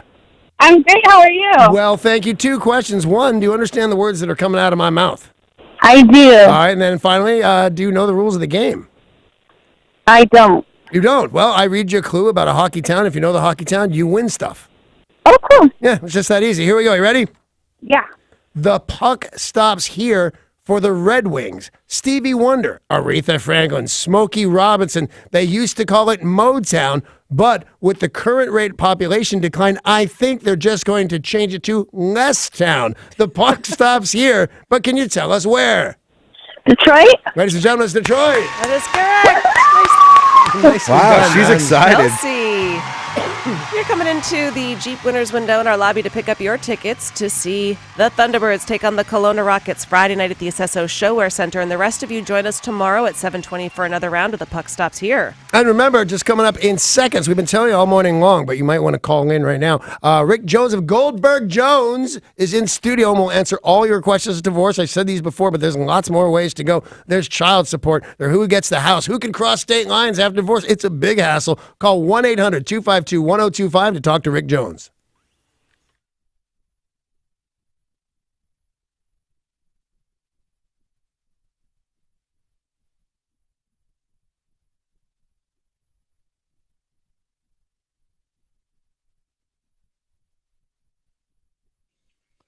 This traffic report is brought to you by Taco Bell. We do have a accident being reported on I-5 northbound in Tacoma at the city center exit, causing some small delays. And you're also going to see stop-and-go traffic on I-5 southbound as you make your way through Linwood. These rumors about the Balluminati might be true. Taco Bell's new $1 breakfast stacker is way more delicious than dollar food should be. 3 layers of eggs and cheese wrapped in a warm tortilla for just $1? How? Try the $1 breakfast stacker for yourself today. I'm Derek, and that's your look at traffic on 102.5 KZOK.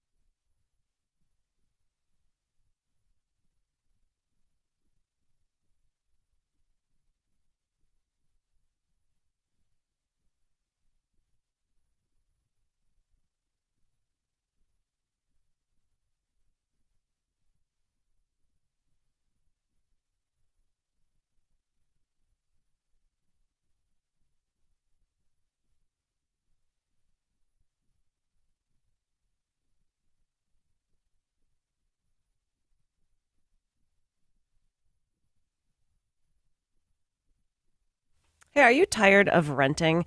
Are you ready to buy a home? Are you ready to invest in your future? Well, then it's time to reach out to American Financing. They employ salary-based mortgage consultants that can help you get the loan that is right for you. And believe me, I know when you're ready to buy, you need to have your loan ready to go. You need the paperwork. And American Financing are known for their custom loan programs and fast closings. Now, you and I both know that money matters, so this is big. American Financing are known for saving many customers $500 to $1,000 per month, plus no upfront fees.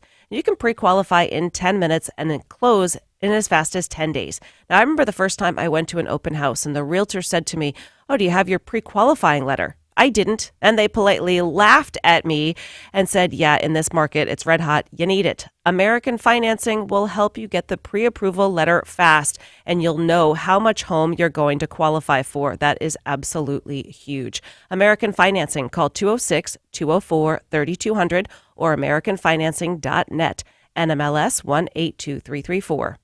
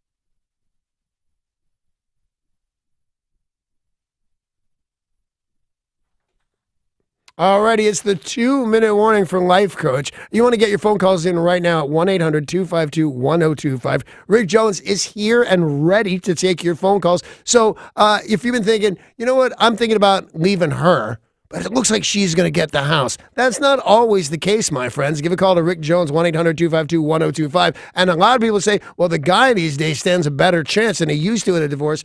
Here's a chance to get a lawyer to answer your questions free of charge. Rick Jones in for Life Coach, 1-800-252-1025, 2-minute warning.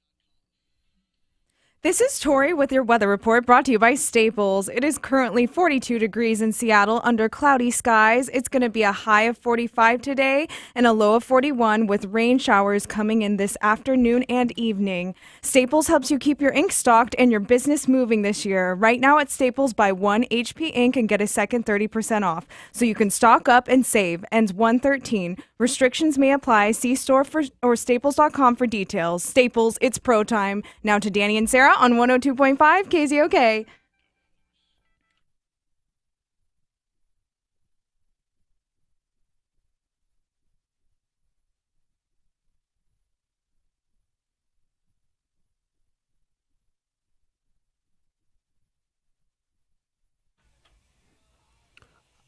All right, here's the phone number. It is 1-800-252-1025. Rick Jones joining us in studio for the first time in our brand new studios at iHeartRadio. So here's the deal on this. This is all brought to you by Goldberg Jones Divorce for Men. Call 1-800-DIVORCE or go online to goldbergjones.com. All right, so while we're waiting the phone lines to light up at 1-800-252-1025, Happy New Year. Happy New Year to you. How are you, man? I'm doing great. Nice digs. You look, aren't these a nice? Yeah. This is a nice place. It's like the space shuttle in here, except probably bigger. I don't know how big the space shuttle is. But did you have a nice New Year and the whole thing? I did. Good. Mellow, you know. 800-252-1025. That's the number to call if you want to talk with Rick Jones. Free legal advice right now by calling 800-252-1025. And a lot of people say they have questions, but they can't call in or they want to stay anonymous. So if you want to call up, you can be Steve. You can be Becky. Right, sure. And I do have an email from someone who said they weren't able to call in today because they're at work. So it's a Steve. He says, my ex-wife and her attorney convinced the court that I couldn't be found and got the judge to sign off on a divorce without my input. We have a ton of shared debt. My attorney says she should be on the hook for about 10 grand of it. But he also says it will be expensive to undo the divorce and redo the process, so it might not be worth it. What do you say? All right. Let's hear what that's happening there as the phones light up. And I see him coming in. 1-800-252-1025. What do you got, Rick? You know, you'd be surprised, actually, how many times questions like this do come up.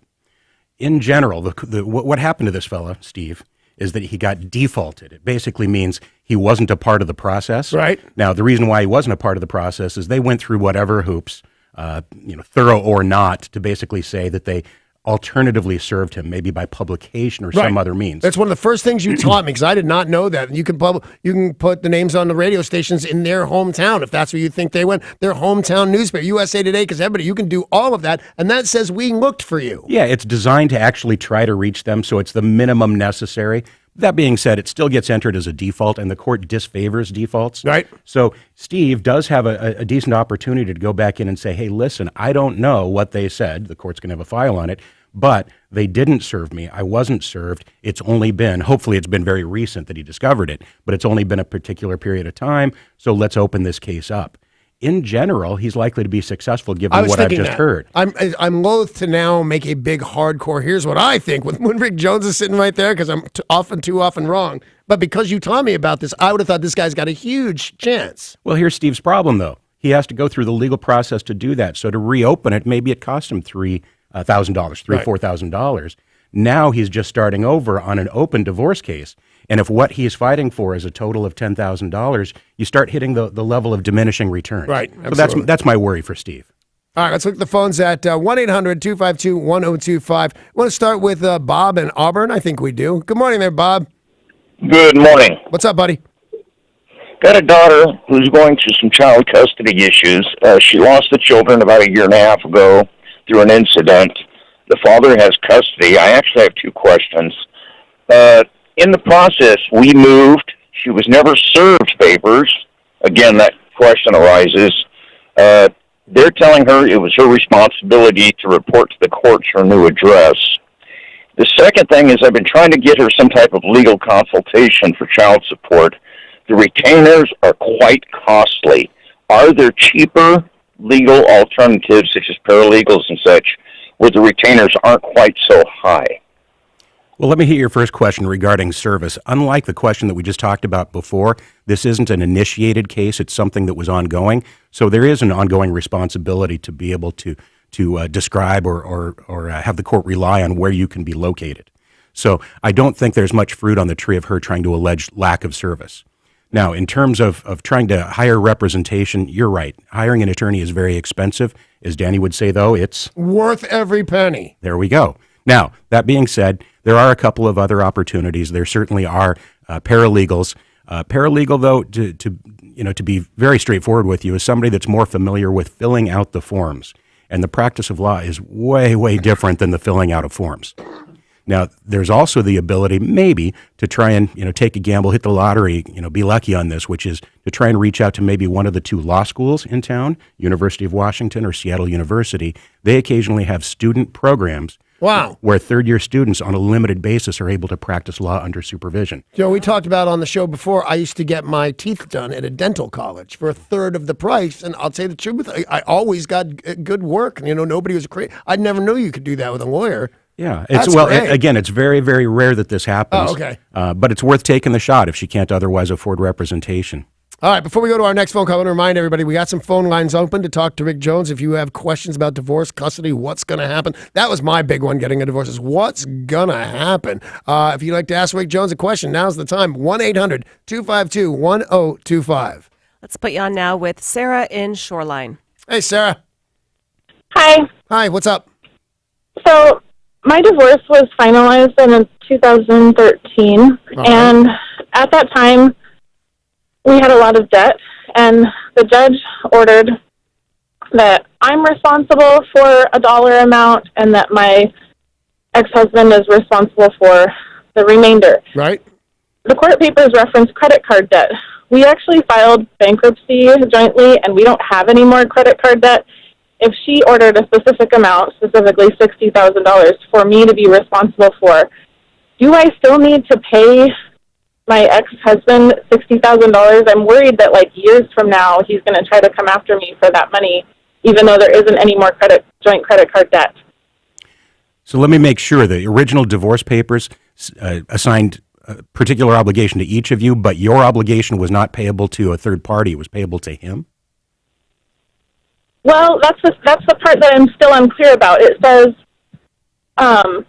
the missus, the petitioner, is responsible for $60,000 of the joint credit card debt. It doesn't say Okay. Well, to whom. you may be in need of a clarification through the courts because imagine these two scenarios, which is let's say that you're responsible for $60,000 associated with a Visa bill. Right. Well, if the Visa bill is no longer there, then there's no further responsibility to you. Okay, that's how I followed that. I got that to where you are now. What happens next? Now, let's say though that those papers say that she's responsible to repay him $60,000 and that they in reality assign the entire obligation to Visa. Because, right, Visa doesn't want to hear that there's two people on the hook. Right. So let's say he was responsible in its entirety. Then it really comes down to a question of, is it gone because he paid it off? No, in this case. Is it gone because it was discharged in bankruptcy? And if that's the case, then either get with him and get what's called a satisfaction of judgment, which is him telling you right now and the rest of the world that you have satisfied your obligation to him. If for any reason he's unwilling to sign that, which would be absurd, but if he's unwilling to sign that, then you need to go to court to get it clarified, to get the court to rule there's no further obligation due to him. Right. Hey, I've got some phone lines open right here to talk to Rick Jones at 1-800-252-1025. But when you just let me ask, just real quick off the side, sometimes that would be absurd of him. How often do husbands or wives, whoever, do absurd things just because they now hate the other one so much? That's why there's so many attorneys. I was willing to lose money. Like I was going to do the wrong. My lawyer was saying, "Don't. That's going to cost you a lot of money." I said, "Do it. Screw her." I calmed down by the end of it. You know what's interesting is occasionally you hear attorney jokes or I don't know, assumptions that, right. Boy, my attorney is making this difficult. I actually can't imagine that circumstance. What we see is that part of our job is actually counseling our own clients, making sure that they're looking forward in years, especially in a divorce setting, to let them know, yes, you're in a tunnel, but there's a light at the end of the tunnel. You're going to get through this. Be civil, be humane, and karma will pay you back. All right, I wondered about it. It's 1-800-252-1025. Sarah, who do you like? It's Rick Jones of Goldberg Jones in studio. You can find him at goldbergjones.com or by calling us right now at 800-252-1025. And the next person on with Rick Jones is Michelle in Olympia. Hey, Michelle. Hi. You got questions for Rick Jones? I do. All right. Okay, non-custodial parent has forfeited his visitation since 2015 when my son told me that his dad drives him over to his meth dealer's house, makes him sit out in the truck. He goes in and gets high, comes back out, and then takes him to his girlfriend's house. And his girlfriend doesn't know this. So I found this out. Fast forward 2017, he submits paperwork. He doesn't want to pay child support because he's unemployed again. So no, the meth dealer's watching the kid. Right. And so he submitted the paperwork, and there's a court hearing, and my son and I are not having a very good time because we don't have very much money. I'm on disability. I was bedridden for the last 6 years. Okay, I think we're good. Your phone's cutting out. I think we got most of that. What do you got for us, Rick Jones? Yeah, well, obviously she has to defend against the desire for him to reduce or eliminate child support on this. Couple points. Number one, child support has nothing to do with whether or not you're seeing your child or not. Right. So that's certainly not an argument on his part. If he's saying, well, wait, I'm out of work, then the defense against that is to argue that he's either voluntarily unemployed or voluntarily underemployed. And in that circumstance, the courts will impute income to him. The one piece of good news I have for her, though, is usually the county prosecutor will actually represent the child, if you want to call it that, in this case. No, I didn't have. I had no idea. So she's likely to have, in essence, a free attorney. Cool. All right, we've got time for more calls. Rick Jones of Goldberg Jones in studio, and the next person is Lydia in Seattle. Hi, Lydia. Hi. What's up? So I have a situation where my baby daddy doesn't feel that he needs to pay me child support because he doesn't make very much money and that he has to pay rent and everything. Because I live with my parents, I still pay rent. I still have my own bills, but he thinks that because his rent is so much higher than mine and he makes less money than I do, that he doesn't need to pay me child support at this point. All right, and so our is the kid question, is 5 months old. Is your question for Rick Jones and Goldberg Jones, is my baby daddy crazy? Because I think, have you gone after him for child support? I have not, and we just had a discussion about it on Saturday, and he says that he'll pay me half for childcare, which is very low because my sister is watching him. So he's like, I can only give you $200 a month. Okay, I got to get And to that's Rick Jones only- on this because the phone lines are lighting up. Is this all craziness? That shouldn't. The first thing she needs is a lawyer. Yeah, I mean, right now there's no rules in place between the two of you, so him trying to negotiate the best deal he can makes perfect sense. That being said, you're the one with the leverage. You basically go to the state or to the courts. You actually have an option, not having been in a marriage with this person, but go to the state or the courts and look for the establishment of child support. Understand, though, that in return, he's probably going to be looking to establish a parenting plan that maybe is a little bit more described, more specific, more binding than you may like. So do consider that first before you move forward. I'll tell you, in my opinion, this guy doesn't want a parenting plan unless it saves him some money. If he gets the kids sometimes and he can pay less, because I don't think this guy wants that much to do with this kid. Well, that's where it comes back to what you had just mentioned before, which is sometimes there's a spite. There's a tit for tat. Right, exactly. And so the concern is if she says, well, I'm going to go after my child support, then he calls my office and says, well, I want to go after custody. And so that's where you get into that human nature. The next caller for Rick Jones of Goldberg Jones is Kim in Kirkland. Hiya, Kim. Hello, good morning. Good morning. You got questions for Rick Jones? Yes, my husband and I have been legally separated since 2008. How can I convert that to divorce without it being costing, a lot of money? We have no debt, and all our assets have been divided. It's all neat and tidy. Wow, that's a new one for me anyway. What do you got, Rick Jones? I've got good news for her. It's actually a very, very simple process. It's what's called a motion to convert. Right. So you convert your legal separation to dissolution. There's three ways I'm going to recommend doing it. You can do it through a law office such as our own, which does a flat fee and is able to do a conversion for $1,000, right? Which in the legal world is very, very inexpensive. Deal. Believe me. The second is you can go to a paralegal because this is a little bit more forms driven, and you're probably going to be able to do that for about half as much, but you're going to be required to do a court appearance. And then third, you may want to even go to the county court that you live in or that the case was done in and go to what's called the court facilitator or the court clerk and simply ask them, how do I do this? And they may be very helpful to you as well. All right, so you got good answers on that. I thought, because I was going, don't know what you go. Thank God Rick Jones is in the room. Kelly and Puyallup, you're on with Rick Jones. Yes, I was told that in a divorce settlement or with a house that you have to sell and split the profits. If I wanted to keep the house, do I have to buy him out, or how does that work? It's all a numbers game. When you start a case, when there's divorce, when there's a house involved, there's three options. Obviously, it's you keep it and make sure that he gets squared one way or the other. He keeps it, you get squared, or the house is sold and liquidated. Now, in order, though, to keep the house, it's going to be about how much equity is there versus how many other assets. For example, maybe there's an equalizing asset. If there's $300,000 of equity in your home, you keep that, but in exchange, he's keeping the $300,000 that's in his 401k. You see how the money works out, which isn't you coming up with cash. You really have to know the circumstances of your case and the numbers involved, so it's more of a spreadsheet analysis. But it's something that there's a black and white answer to it, though. All right, that's cool. Charlie in Woodinville, you're on with Rick Jones of Goldberg Jones at 1-800-DIVORCE. Hey, Charlie. Hey, nice to talk to y'all.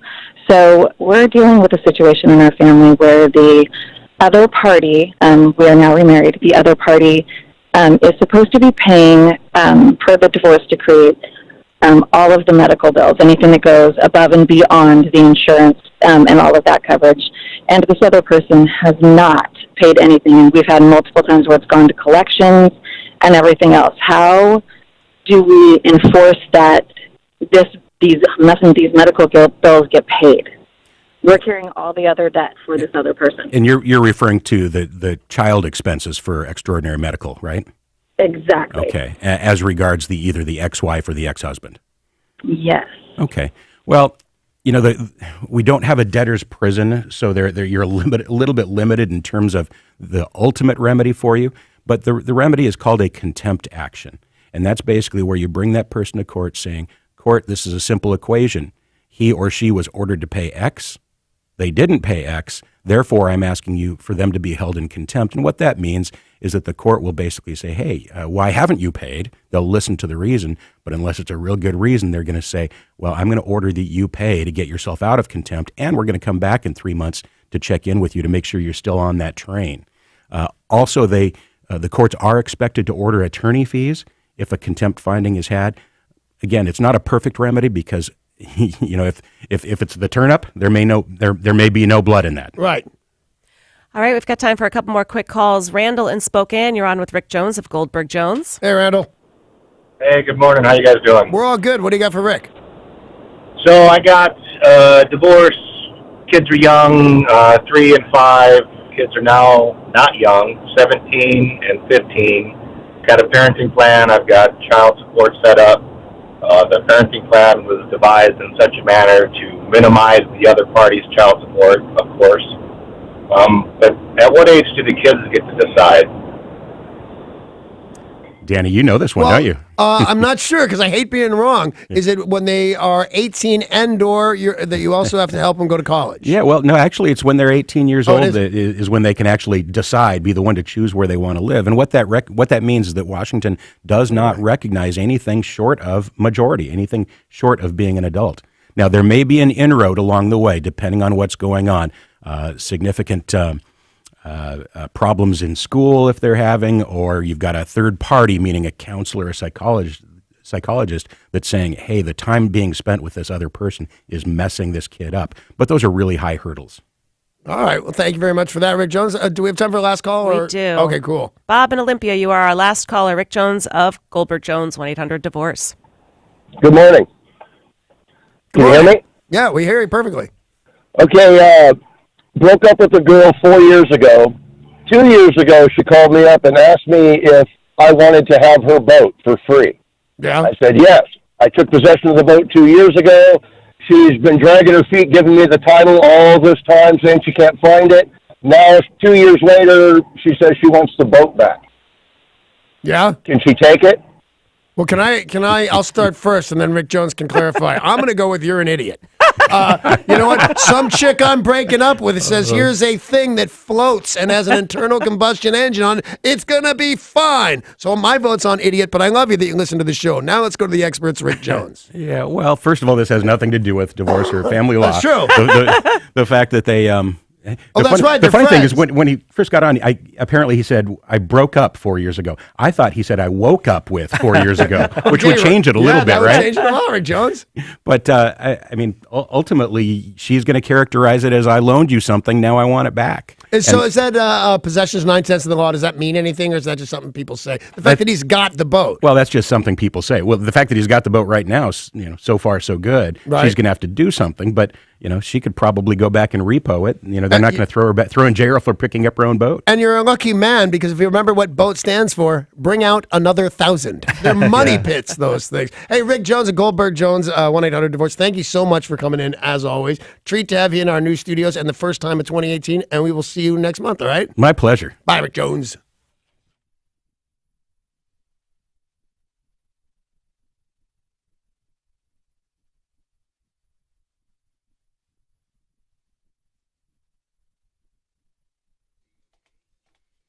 This traffic report is brought to you by Staples. In Tacoma, we do have an accident on I-705 northbound as you approach Highway 509, causing a minor delay there. And also, you're going to see some slow traffic on I-5 northbound as you make your way past Joint Base Lewis McChord. Staples has low prices on the organizational solutions your business needs to clear the clutter and focus on the job at hand this year, like bankers boxes, file folders, and storage bins. Less mess equals more success. Visit staples.com for more. Staples, it's pro time. I'm Derek, and that's your look at traffic on 102.5 KZOK.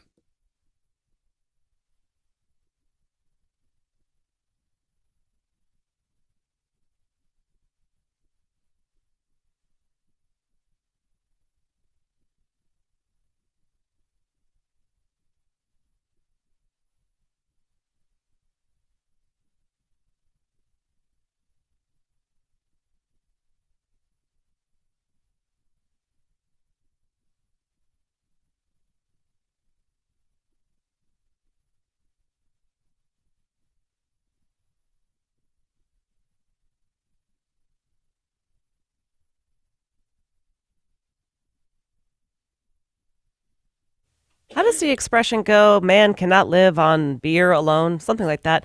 You know what you really need in order to survive and to be happy is a good night's sleep. You need to get the right pillow in order to get the good night's sleep. Now, if you don't sleep well, it can really wreak havoc on your life. You need a good night's sleep to, do a good job at work, to have a good relationship. I'm telling you, My Pillow is the answer. It's such a great pillow. It supports my head. It doesn't matter if you sleep on your back or your side. My Pillow will work for you. And you want to take advantage of the buy one get one free offer because it's not going to last. Buy one My Pillow, get one free. Use promo code KZOK. Call the number 800-304-4756. 800-304-4756. And don't forget that promo code KZOK. Buy one My Pillow, get one free. Just a few weeks left on this offer. It's made in America. You will love My Pillow. MyPillow.com. That's MyPillow.com. Use promo code KZOK.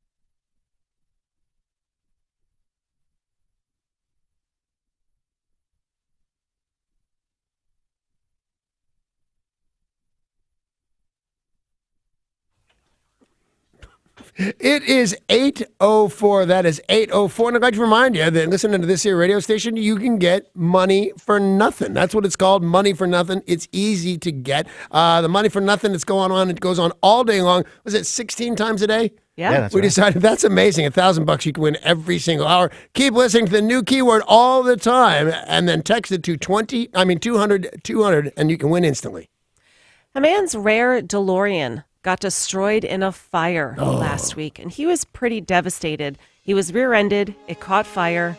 He asked for a fire extinguisher to put it out. A Rite Aid refused him, and his car went up in flames. By the way, have they taken a beating today? Yeah, absolutely. A lot of times when you do something you shouldn't do like that, and it's a publicly frowned upon your business, and then you jump in and go, "Oh, I'm sorry. Here, let me fix this. Here's some apple jelly or whatever they do." Does Rite Aid make apple jelly? They don't make it. Oh, Goudy, silly. They sell it. Oh, You okay. are so weird.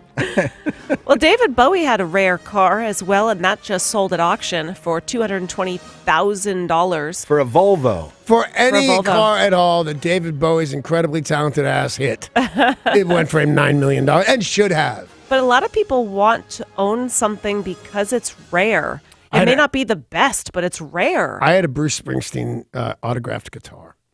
It breaks my heart every time I think about it. It was like, I guess, the Born in the USA tour, so it was an American flag. It's in a big case. There's the guitar itself. There's a photograph of Bruce Springsteen signing said guitar and some other provenance that makes it super cool. Now, it wasn't much of a guitar. As you can see on the walls around here, you just sign autographed guitars happens a lot. And it was stolen from me. Oh. Or I was really drunk and gave it to some guy. One of the two. But now, if I could have an acoustic guitar, because that's what I'm really learning to play, with some provenance, if somebody really cool had it, I'd love to have something like that. Well, you guys listening, what rare item would you like to own? Danny would like to own a rare guitar. A rare DeLorean was destroyed in a fire. David Bowie's rare Volvo went up for sale. What rare item would you like to own? Call us right now at 800-252-1025.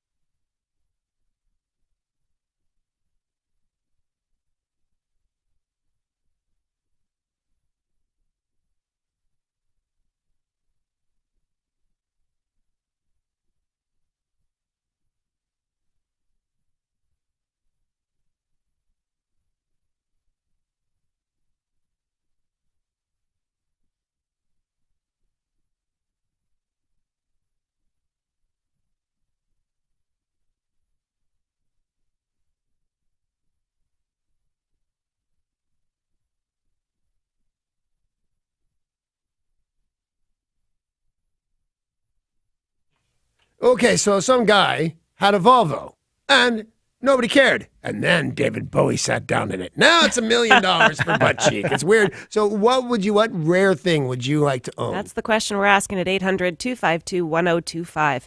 Sam calling from Everett, what rare item would you like to own? I'd like to actually own a slice of Einstein's brain. They sent it all over the world. What would you do with it? I'd keep it in a jar just like everybody else did. You know what I'd be Just to afraid? have it. You don't need to do anything If they with it. didn't have it, because some idiot sliced it up into little tiny slices, and now a lot of people have it.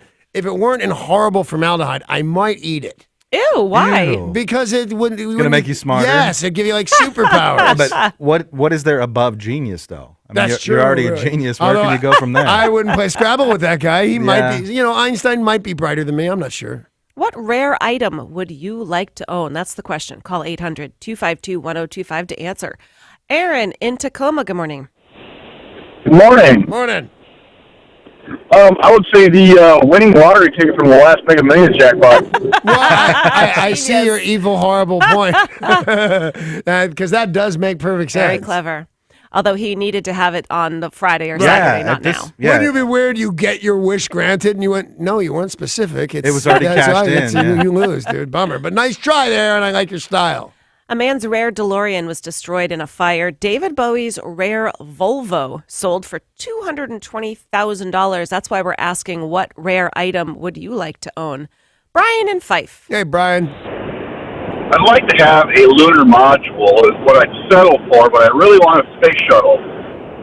The whole space shuttle? Where are you going to park it? I'm going to park it in my front yard so everybody can look at it, but it'd probably take up the whole block. You'll be surprised. So, what's that Museum of Flight right Yeah. down there Yeah. at SeaTac? They have Yeah. it. They have Pretty one, amazing. like the real deal. Been to space, everything. They've even gone #1 in that bathroom. in there. Inside the space shuttle? I have not, but yeah, the toilet's right there because it's funny. That's one of the most prominent things people ask questions about. How do you Really? go to the Yeah, I bathroom with bet. the space shuttle? Have you ever been on anything cool? Nope. What does that Not mean? even That's one. kind of Say a titties broad again? question. No, you just said, have you Bid. ever been on anything cool? Bid. Oh, bid. bid. Have you ever bid on Like anything auction? cool? No. I bid 30 years ago, I guess. Certainly before I was in radio, I bid on Bruce Lee's driver's license. I didn't have any money, so I only bid like 20, 50 bucks, whatever I could get my hands on.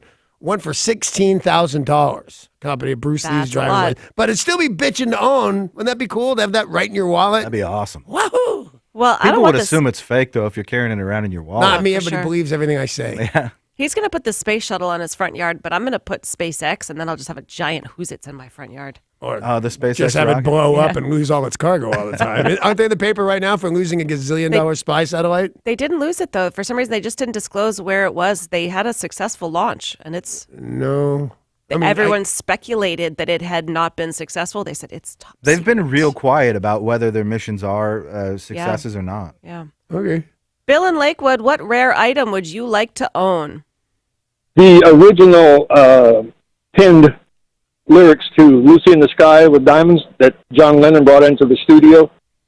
It's been shown on, I think it was, I don't know if it was the anthology that I saw that or if it's in one of the Beatles books that I own. Pretty And neat. it's like you're one of those people, the Beatles books you own. Yeah, because I have seen it too. And it also directly refutes, it doesn't have references in it to his I think his Julian's painting that was Lucy in the Sky Yeah, with right. Diamonds. But it says that essentially, if you look at it, oh, that's really not a drug song. Rick in Puyallup, what rare item would you like to own? Hey there. Hey. Hey, I'd like to have dam blockers, number 2 off the Chevrolet line, 1965 Z16. You know, I know a little bit about cars, and I don't know what the hell you're talking about. I thought he said he wanted Dan Blocker's blue blockers. It's a car. Well, I got that. That's a 65 Chevelle he's dealing with, but I just didn't get the blue blocker. 1965 Chevelle was the second one off the line. GM has the first one. All right, how Why about don't the you want the first one? Well, because GM has it. Yeah, but we're giving you magic powers, dude. You Yeah, can, you can you have take to it. want, but you have to want it right now. how about the car from Bullet, the Steve McQueen? Do you know how much that car is? That's like $15 million. Well, then I can have it. She can What have rare it. item would I Because like to then she own could that sell one? it. I want Paul Newman's wristwatch. You got from his famous wife. What Oh, was her yeah. name? Do you remember? Joanne Woodward. Joanne Woodward. And so they said when telling me the story the other night on TV that it's not one of their best, it's not one of the priciest Yep. ones, a leather band. Yep. And there's a picture of him in a race car, and it just sold for $17 million. It's crazy. Crazy. Jesse and Puyallup, what rare item would you like to own? I would like to have the Declaration of Independence. That'd be pretty cool. Just like hanging up in your dining Yep. room would be awesome. There are people, there's more than one, and there are collectors that have it. Yeah, that does. So he and can have it too. As well, I think it's the guy that wrote, Norman Lear, has a copy of the Constitution. That's crazy. It seems like all that stuff should be in a museum. It's like in his bedroom drawer. Dave in Maple Valley, what rare item would you like to own? I would like to own one of Steve Miller's guitars. It's like a half guitar and half harp. And he said he only paid like $100 for it in this music store in New York City back in like the early 70s. Yeah. And he played it on Wild Mountain Honey.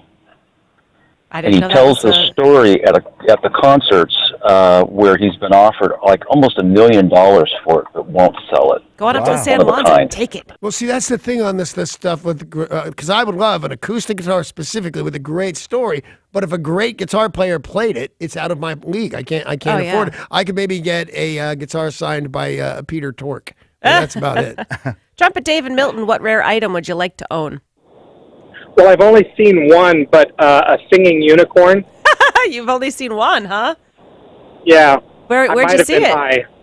You might, it's at my dealer's house. Dean, calling from Lake Stevens, what rare item would you like to own? I would like to own Leonardo da Vinci's hand-penned journals. Oh, that'd be cool. Yeah, those just went for an awful lot of money at auction. Bill, calling from Kirkland, what rare item would you like to get your hands on? I'd take JFK's 1963 Continental. Yeah. Convertible. But here's the thing on that. The one he was in? Yeah. Oh, no. By the way, because I want that car too. I want a 1963 Yeah, Lincoln not that Continental. one. And by Yeah, the way, I'll take a 62 or 65. I want that look. But yeah, no, I don't want that real car. No way. Again, what are you going to do? Park it in your front yard next to that other guy's space shuttle and then let people see it? Lane in Bremerton, what rare item would you like? I'd like to have the Partridge Family bus. You know, that would not be a terrible thing to have. I don't know that it actually exists in any kind of real condition. Not drivable. I mean, I really think time has taken its things. I rode, God, the things I'll do for $500. I rode across a lot of different state lines in that bus with David Cassidy. During Nickelodeon was doing some sort of thing with David, and we'd pull into towns inside a brand new made Partridge Family bus. It was humiliating. So the original one, you don't think anyone's got somewhere? It was a taco truck for a little while in downtown Los Angeles, and then I think it caught fire. And Paul, what rare item would you like to get your hands on? There's a rare pistol actually that I'd like to have. The 1911, the M1911 was the standard issue sidearm for all the U.S. military from 1911 till like 1986, and I'd want one of the original like prototypes that Colt gave to the Army in 1910 to try and win that contract. I think that there's one in a museum. Even the World War I models go for like 10 grand plus. Yeah, So you'd see that on that thing. And remember, don't ever forget this: God made man, but Sam Colt made him equal. right. I don't actually have a real collection right now, but that would be a good way to start. Good way to start. Right. I'm gonna go home and sign one of my guitars so that I have a start. There you go. Yeah. Tori, what rare item would you like to own? The first pressing of Bowie's Diamond Dogs had a Who's It on the front cover of it, and I really want that. It goes for about $8,000. Ooh. Yeah. I'd like that too. Yeah. Derek, what about you? I would have to break into the Smithsonian to get it, but I want the top hat Lincoln wore on the night he was shot in Ford's Theater, and I want to wear it into the strip club, and when I walk in, I'm going to say, "Whore score and 7 lap dances ago." You know, first of all, why does he have a bad English accent? He's an American president. And second of all, out of all the things that you said, that might be the most disrespectful.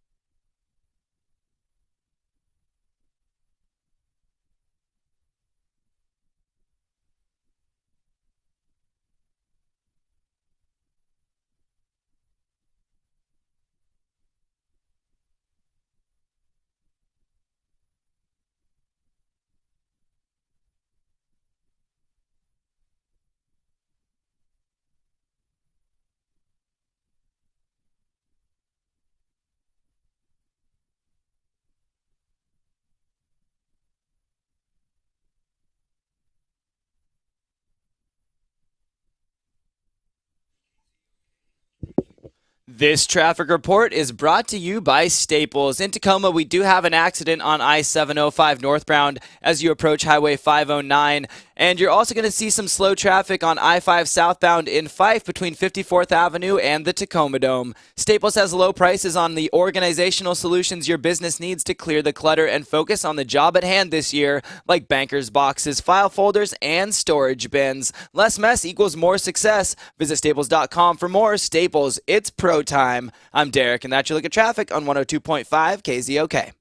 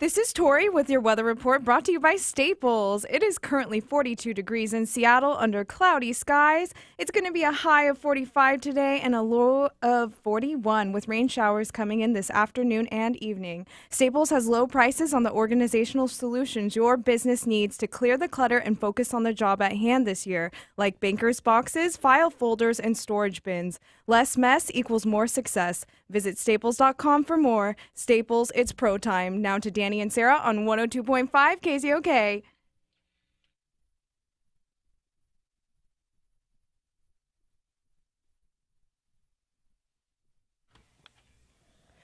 Authorities have arrested a third person in connection to the deadly shooting of a Washington state sheriff's deputies.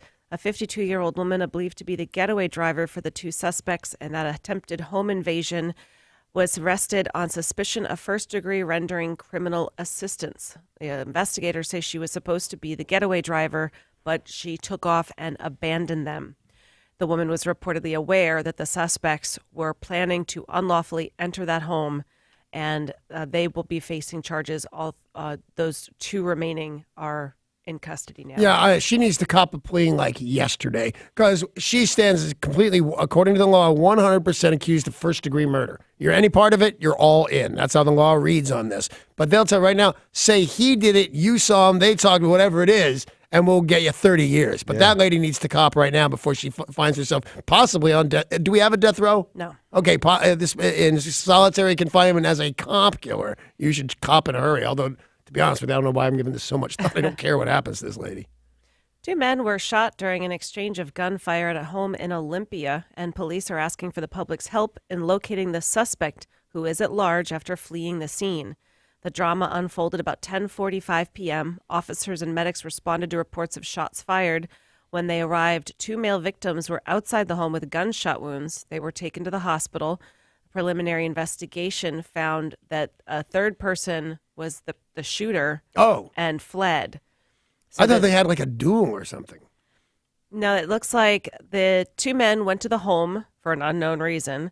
Another man who resides at the home, identified as Curtis Rudolph, during the visit pulled a gun and shot one of them in the leg. The gunshot victim then pulled out his own gun and returned fire, missing him, striking another man. That man was struck several times. Jeez. Rudolph fled the scene and is now wanted for first-degree assault. He is believed to be armed. If you see him, you're asked to call police. And is he limping or something? Is he shot? There's so many people getting shot so quickly. I can't tell if that guy's shot. No, he missed Rudolph. So Rudolph is the guy who shot the other person. And he doesn't get shot at all. They missed when they tried to shoot him. Unbelievable. One of the strongest earthquakes to hit the Caribbean in modern times struck off the coast of Honduras last night. There seems to be some damage, but not anything near what you would expect for something that is a 7.6 magnitude earthquake. There are still some tsunami warnings. This was near Barra Patuca, Honduras, and southwest of Georgetown, Cayman Islands. This was one of the biggest ever. That one that devastated Haiti was a magnitude 7.0. This was 7.6. Honduras is the birthplace of the real estate game. That's where you first started playing? Yeah, there's a place called the Bay Islands off of Honduras. Really? In Roatan, yeah. And you get 10 hectares of land, which I'm still to this day not exactly sure what that is, but it's a lot. Yeah. And you could have gotten it for $10,000. It'd be now $20 million because you'd have to get in part of that hotel thing that happened right there near that barrier reef we were talking about. But there's still deals to be had. If you guys want to go down in Honduras and buy some property, I'll go. All right. I want to go to Roatan. That's supposed to have really, really fantastic snorkeling. Yeah. The problem they have, though, is sandflies because they can't spray anything because of the barrier reef being right there. Oh, I don't want sandflies. There's a lot of them. Maybe they figured out something to do since I read all this. 1 hectare is about 2.47 acres. All right, so I was looking at about 25 acres for $10,000 at a place where it's now got millions of dollars. Yeah. Firefighters have rescued a 14-year-old girl from Look at the that, guys. Eagle driving by the studio. Don't mean to be bad radio, but a bald eagle. Bald eagle right Look on at our it window. right there, man. It's still there. Okay, we never saw that in our old studio. Unbelievable. I'm sorry to do that on the radio. I had a boss tell me the worst thing. Oh, there it still is in that Oh, tree. it just landed in a tree. That's My fantastic. old boss told me the worst words you could ever say on the radio are, look at this. So I apologize for that, but I'm okay with there's it. a full-blown symbol of our American. I'm almost going to cry, man. Yeah, it was right pretty there amazing. in a tree. And back to you in the studio. They're so big. So big. Yes, I'd pick up a small Volkswagen. Firefighters have rescued a 14-year-old girl from the rubble of a home devastated by a mudslide in the Montecito area of Southern California after a powerful storm hit an area ravaged by those December wildfires. Santa Barbara County authorities say there have been 15 confirmed fatalities and a backlog of 75 calls for rescue or evacuation from the area. So unfortunately, these numbers might climb. Some bodies were found in mud and debris during a rescue operation. Many homes have been destroyed and many residents are unaccounted for. Joe Arpaio, the polarizing 85-year-old immigration hardliner, pardoned by Donald Trump after his conviction for criminal contempt. Right, he used to be known as Sheriff Joe, and he's the underwear guy, the pink underwear guy, the Right. striped suits guy. He announced yesterday that he is going to be running in Arizona for the United States Senate. He wants to be Senator Joe. Yep. He's old. He is old. Yeah, he is. He's 85. Oh, and he wants to start serving now. You can't. Just on age alone, his opponent will beat him up because he won't make a full term. Yeah. Now, just a few months ago, he was facing a jail sentence, but then was pardoned by Donald Trump. And the contenders for this seat are a representative named Kirsten Sinema, a Democrat named Kelly Ward, other Republicans, and other conservatives. So it's not even like he would be the greatest Right, alternative. and like I said, he starts serving at 85, and he's a big fat guy that didn't take care of himself. He'll never get through the screening for holding out for a whole term. He'd have the support of the president. Yes, he would. For sure he Which would. doesn't always work out Yeah, well for these people. days, yeah. What was that guy, alleged child molester in Alabama? Had Roy that. Moore, yeah. Yeah, Roy Les. And hard to believe it wasn't Florida news. Yeah. A man named Robert Wooten is a 40-year-old Texan and a career criminal who is currently wanted. They posted his picture online, and it's not going to be hard to identify him because this genius tattooed his own social security number on his forehead. Oh, my God. He also has Houston's area code in huge letters inked on the side of his throat. If you see him, you are asked to call Crime Stoppers. It'll be pretty hard to hide his Do identity. you know who did something close to that? Danny Bonaducci. The inventor of LifeLock. Oh, really? Had LifeLock put on his forehead? No, he had his real live social security number put on two sides of a billboard on wheels that would drive around New York City and said, "This is my real social security number." Because that's how LifeLock's great this so works. secure, yeah. I don't know what happened. Maybe it was great, but I think they had to pull it down and say sorry. One fringe benefit of an astronaut's trip to space is he or she returns to Earth taller. And that's thanks to the lack of gravity, which elongates the distance between the vertebrae in one's spine. And now, for one Japanese astronaut, the change has been more extreme than most. He's 8 feet tall. It's That's amazing. amazing. Typical growth, and he has experienced this before, is 0.75 inches. To a recent astronaut, it was 2 inches. He has grown 3.5 inches since getting to the International Space Station. So he'd have been a great caller if he'd have called in about a half an hour ago and said, "What would you like to see all bigger?" Me, I'm a Japanese astronaut. Now, the spacecraft does have a height limit, which is 6 feet 3 inches. And the other concern... That's as tall as you can be to be a functioning astronaut? Inside of the space station. Right. And unfortunately, one thing you probably don't think of is you need to fit in your suit. They measure all that. There's not an Right. extra 4 inches hanging around inside of your suit, or your suit would be too big. So he said I that didn't think about that. They're Nope. going to outgrow their own spacesuit. I didn't think about that, but doesn't this all get wrecked when they come back to Earth? it does. But So it's not even worth doing because, hey, if I could grow 3 inches and all I'd do is go to space for a little while, I'd totally do that. Yeah, unfortunately, you'll be right back to 5'6" when you get Yes, when you I get will, here. little bastards. I'm glad you forgot about getting that surgery that was popular in Asia, though. Oh, I didn't forget about it because I can't, like, you have to have a job to be able to afford it, and you'll be on your back for 6 months while they stretch you. They cut the bones in your shins. They cut your legs off and then kind of reattach them 3 inches longer. I can't remember, Paul. Was it you? He was trying to get you to, or maybe it was Mike Jones. He was trying to get a clinic in Florida to take him on. Oh, no. I wasn't involved in that. It sounds fun. It was probably Mike Jones just because I wanted to get him out of the studio for 6 months. Yeah, that surgery is called limb lengthening. Yep. No, he was trying really hard to get Mike Jones to set up this surgery for him, and he just kept refusing, and I'm glad you forgot about it, and now I'm kicking myself for bringing it up again. Oh, I'm sure it's going to be all right. Well, as soon as I get you the star on the Hollywood Walk of Fame, I will get you this surgery. Pirates of yore plundered, but they also apparently read books. While cleaning sludge out of a cannon recovered from Blackbeard's flagship, scientists discovered bits of paper and were able to figure out the name of a book that was kept on board. The fragments are about the size of a quarter. They were lumped together inside of a chamber, one of the 27 known cannons aboard the Queen Anne's Revenge. How bitchin' is that I actually live in Queen Anne? Yeah. And he's one of my heroes, even though he's a sloppy bastard. And my anniversary is the day he got his head chopped off and swam around the Queen Anne's Revenge with no head. How romantic. You try that, I know. Do you know the book, Danny?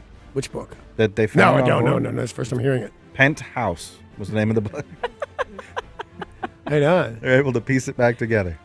Well, divers discovered the Queen Anne's Revenge off the coast of North Carolina in 1996, and some of the printed words, they said months it took them to study this, and it refers to 3 or high-low 2.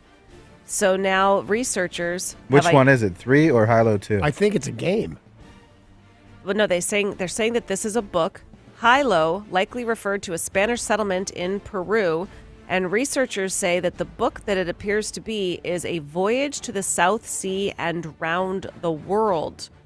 This was an inspiration for Robinson Crusoe, and they were able to piece it together by looking at some of the text. You know, semi-shame on me. We're doing the what cool thing would you like to own from the past, and I didn't come up with anything. A Blackbeard sword? Right. How badass would that be? But would you ever have thought of Blackbeard as being somebody reading a book? No, I most certainly would not. But his real life name is, I think, Edward Teach, and I hear he was bright. Well, if you knew how to read, because back then not a lot of people did. Yeah. Fire officials in Maryland have blamed a house fire on a homeowner using a blowtorch to thaw frozen pipes. Didn't somebody just try and thaw a hairy spider this Kill morning? a spider with a torch. Why is everybody lighter? catching things on fire playing around with hair dryers? What? It took firefighters 2 hours to get the fire under control, and Yeah. all the occupants are now being assisted by the Red Cross. They'd take away their hair dryers. Yeah, because they'll just start fires with those things. That's the word, hair dryers. Blowtorch was used to thaw the pipes. Whose torch? And they said it went kaplowy. Because they tried to thaw the gas pipe? Yeah, that's That happens. Yeah. People are stupid. Now, people have used hair dryers in the past, which would have been a lot safer than using a blowtorch. Yeah. Yeah. Yeah. Especially if you get them confused and you're using the wrong one for your hair. That's going to be issues right there. Oh, an Arizona woman is facing charges after police say she fired shots at her husband as he sat on the toilet to make him listen. That's where you'd find me. 69-year-old Linda Fan was arrested following the frantic call from her husband. He told Goodyear police that Fan had barged in while he was using the toilet and fired 2 shots above his head. She said, "Yeah, I did it. I fired those 2 shots to make him listen to me." They said that it was about 6 inches above his head. He's going to have a hard time listening. I got to tell you, though, Ears are ringing. I'm down with this lady. Yeah? He's not dead. He's Right. who knows? Because I'm a reverse sexist, I always blame the guy. Yeah. The guy did whatever he did, he laid his hands right on her, and she blasted some shots above his head. He was in a sitting position. He couldn't fight back, pants around his ankles. She didn't kill him intentionally, so slap her on the wrist, send her home. And fine him. Well, you know, chances are she just wanted to have a conversation. He hadn't done anything, but he was doing the uh-huh. Well, he's doing his business. Leave the man alone. Yeah, that doesn't stop Amy from yapping. No? No. Oh. She talks at you while you're doing your business? Not in the same room, which I say, well, and then I go, come in here. And that's how I put a stop to it because she doesn't come in. I wonder if it helps that you said that doesn't stop Amy from yapping. If a woman won't stop yapping. You think that'll Are make, you kidding? That ought to calm her Yappity, right yap, down. yap, yap, don't call back. Words. Have you ever wanted a job that combines your love of travel with your love of conspiracy theories and mysteries? Yes, I have, sure. Well, the United States government has a job for you.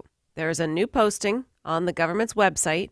They're looking to hire a few new cabin crew members for flights operated by the U.S. Air Force that depart from McCarran International Airport in Vegas. These flights allegedly shuttle government and contract workers back and forth to Area 51. So is it a real thing or is it not a real thing? It's all a real thing. Well, then why do you use the word allegedly? Because Area 51 is restricted and regular people aren't allowed to go there. So it's not a real thing. No, somebody has to be on an airplane that will take the people who are allowed to go there, who I said are government employees, Right. contract employees. Somebody's got to fly them there. You'd think the Air Force or somebody would do that, You right? would think that. Yeah. But some say... Instead, you got to go southwest to listen to their crappy jokes. I would take that job. That I would sounds take that super job. fun. I would take the job for a week. I'm not doing that stupid flight every single day for years. Well, I just want to do it for a week, too, so I Yeah. can go to see Area 51 and say hi to the alien. They got hanging out over You there. know how old that alien would be? Yeah. It's an old alien. They've got to have more by now. Well, they're breeding them. You didn't know? And I don't mean with them. What do you mean? That's all I'm saying. Is they're being bred, but we didn't start with two of them, if you know what I'm saying. Feel a little And awkward. I don't. What's older, sliced bread or aliens? Oh, aliens are way older than sliced I don't know, bread. Derek. What's older, sliced bread or... Oh, it's not a joke? I was playing them wrong on me. I'm with you. son. Okay. Yeah, that's my boy you're mocking. Yeah. Skittles have debuted something new just in time for Valentine's Day. Love Mix. The brand Ew. red, white, and pink flavors. They say perfect for any candy dish. So you can now get special Skittles just for Valentine's Day. What are the colors again? Red, white, pink. I was thinking like, oh, it's the Italian flag. I'm going to get them and pretend I invented them. But I'm It's about pink. Valentine's Day. I realize that. My son's name is Valentino because Yeah. Valentine's Day exists. Right, you named him after Skittles. I did. Clearly the wheels are off. We're going to take a short break. Music news, entertainment, and sports right around the corner.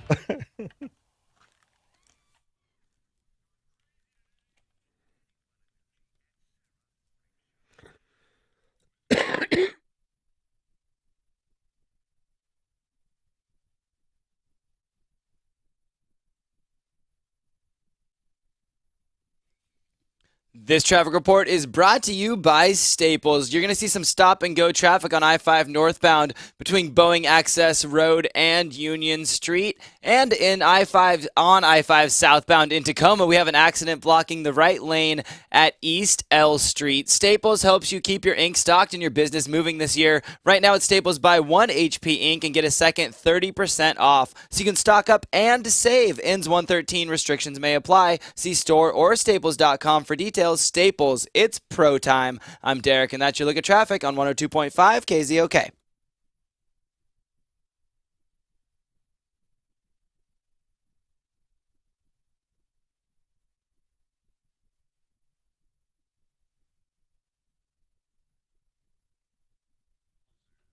New year, new bed. That's how Mattress Firm rolls. And you can get their thing. It's called the New Year's Sleep Sale, and it is going on right now. A great night's sleep. That's the great way to get your great mind and body going. For the new year, make 2018 the healthiest year yet. Get yourself a free Fitbit with any mattress starting at just $7.99 or more. And if it's Mattress Firm's New Year's closeout, and that means you can save up to 70% on famous name brand floor models, including Beauty Rest, Serta, Hampton and Rhodes, and so much more from Mattress Firm. You can also save on all the essentials like adjustable bases, which rock, sheets, pillows, and so much more. Mattress Firm, they've got the new mattresses online, everything that you want, you can get. It's impossible not to start 2018 off perfectly when Beauty Rest Queen mattresses start at only $3.99 and Hampton and Rhodes mattress queen sizes start at just $1.99. Start 2018 off by saving a lot of money. Get yourself 0% APR for 5 years during Mattress Firm's year-end sale. Mattress Firm, save money, sleep happy.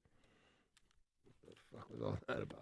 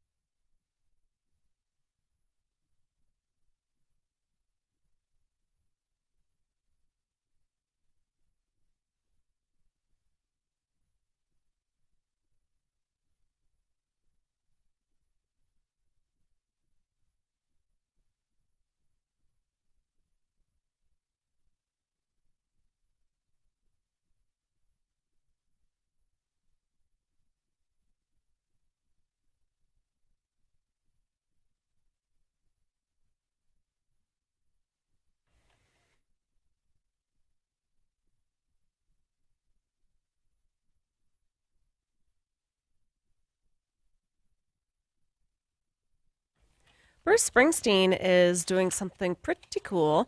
He's offering one fan the chance to meet him and see one of his sold-out shows on Broadway as part of a charity contest to benefit the Bob Woodruff Family Foundation. Who's Bob Woodruff? The journalist, right? Bob Woodward. Yeah, that's Bob That's Woodward. why. That's why I asked the question, because at first I went, "Oh yeah, right. Wait, that's not him." Well, then I don't know. Somebody needs to look it up because that's who I was. Oh, it's thinking probably it not was. important. No, I just thought it was one guy, and then I know that's not that guy. It's a foundation that is helping injured veterans and service members and their families. Bob Woodruff was also a television journalist. That's really weird. Yeah? But not the Bob Woodrow was a newspaper Woodward, guy, right? right? Woodward, yeah. Bernstein. Yeah, Woodrow Wilson was the president of the United States. Entirely different guy. Yeah. So Bob Woodruff. Woodruff is a journalist. Yeah, but why are we raising money for him and his family? It's his charity. Well, he probably came up with the idea, The Grumpy Pants. Bob Woodruff Foundation is the nonprofit dedicated to ensuring that post 9/11 injured service members, veterans, and their families thrive long after everything happened to them. Neat. He, the journalist, had traumatic brain injury. He was covering a story in a war zone. I am now quite happy I asked. At first I was Yeah. going, "Why'd you say anything? Just shut up, you don't know stuff." But this is cool. Okay, I feel better because that's who I thought it was, and then y'all made me think I was a little crazy pants, which I am. All right, this contest, you get to enter, and you pay a certain amount of money. There's different levels of which you can donate money or bid on this, and then you get to be flown to New York to see his show. You meet him, and you go home with a Bruce Springsteen signed guitar. Oh man, I totally want to do it. And you're helping veterans, so that's awesome. Yeah. Former Black Sabbath bassist Geezer Butler says any sort of reunion with his old bandmates is not likely to happen. Now, last year, 2 years ago, They're all alive? I can't believe they're all alive. Yeah. Tony Iommi said, yeah, it's possible we can make another album, even though they just did their farewell tour and said we will not do another large tour. Geezer Butler says not going to happen. He said he was asked a couple of times, like, maybe you'll reunite for a one-off or for studio work, and he said not very likely at all. I don't think there'll be any chance of us doing one-offs or anything like that, and I'm fine with that. We went out on a high. Let's not drag it on. I believe he's right. Because you'd think, well, come on, but as long as Ozzy's willing to do anything under the name of Ozzy, I'm kind of fine if Geezer Butler's fine with not doing it. Okay, great. USA Networks is setting out to challenge perceptions with a new crime anthology series called Unsolved. This is a drama that will delve deep into the murders of Tupac and Biggie Smalls. This will premiere February 27th, again on USA, and this will look at the police investigations, the murders. This is all based on the experiences of a former LAPD detective. I was going to say, doesn't it come back to the LAPD? Yep. This detective named Greg Kading is a consultant and helped work on the script for this whole plot to see if they can figure out what the heck happened. February 27th, USA Network. So do we find out at the end of this what happened? You'll have to tune in to find I out. guess it will. I'll save you some money. He was murdered. Yeah, that's true. And we told you about the new music competition show from iHeartRadio and Fox TV, The Four Battle for Stardom. If you missed last week's debut episode, you missed some serious drama. Yeah, you did. Spoiler alert, 2 of the original 4 have already been eliminated. Who is next? You'll have to tune in to find out, and that is tomorrow night, 8 o'clock on Q13 Fox. I like that Meghan Trainor girl. Yeah, I think she great. turns a really clever phrase. Mm-hmm. I don't like she refers to sex as base. Like, I don't know, I give you base. You give me the, and I had to look it up on coolguycatalog.com, and that means sex.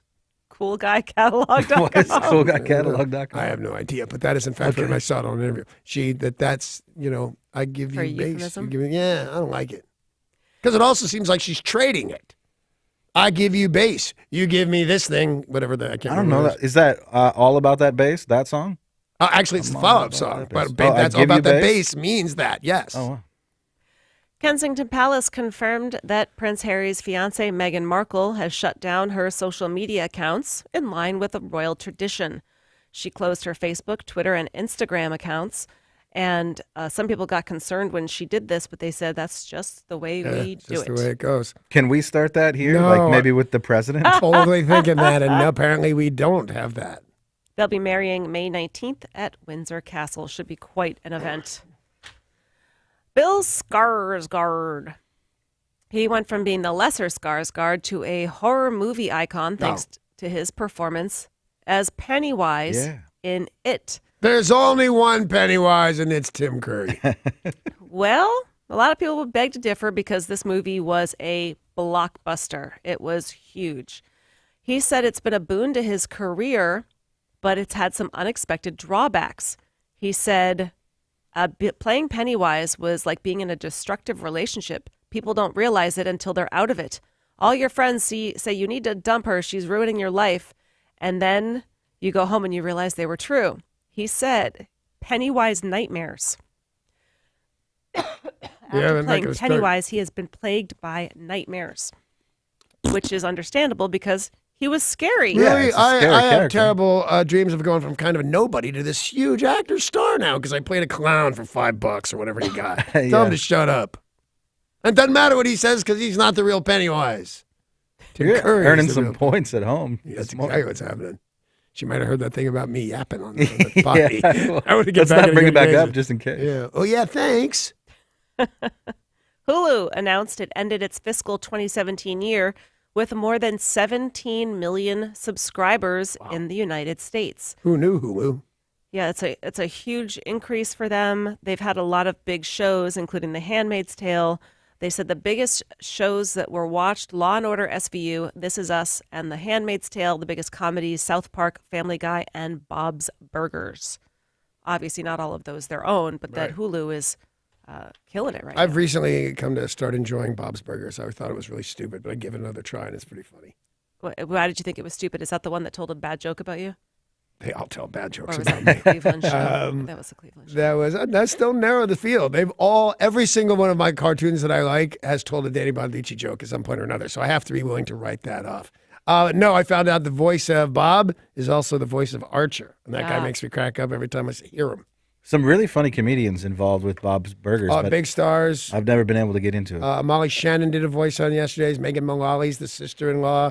The twins are played by Silverberg and her sister.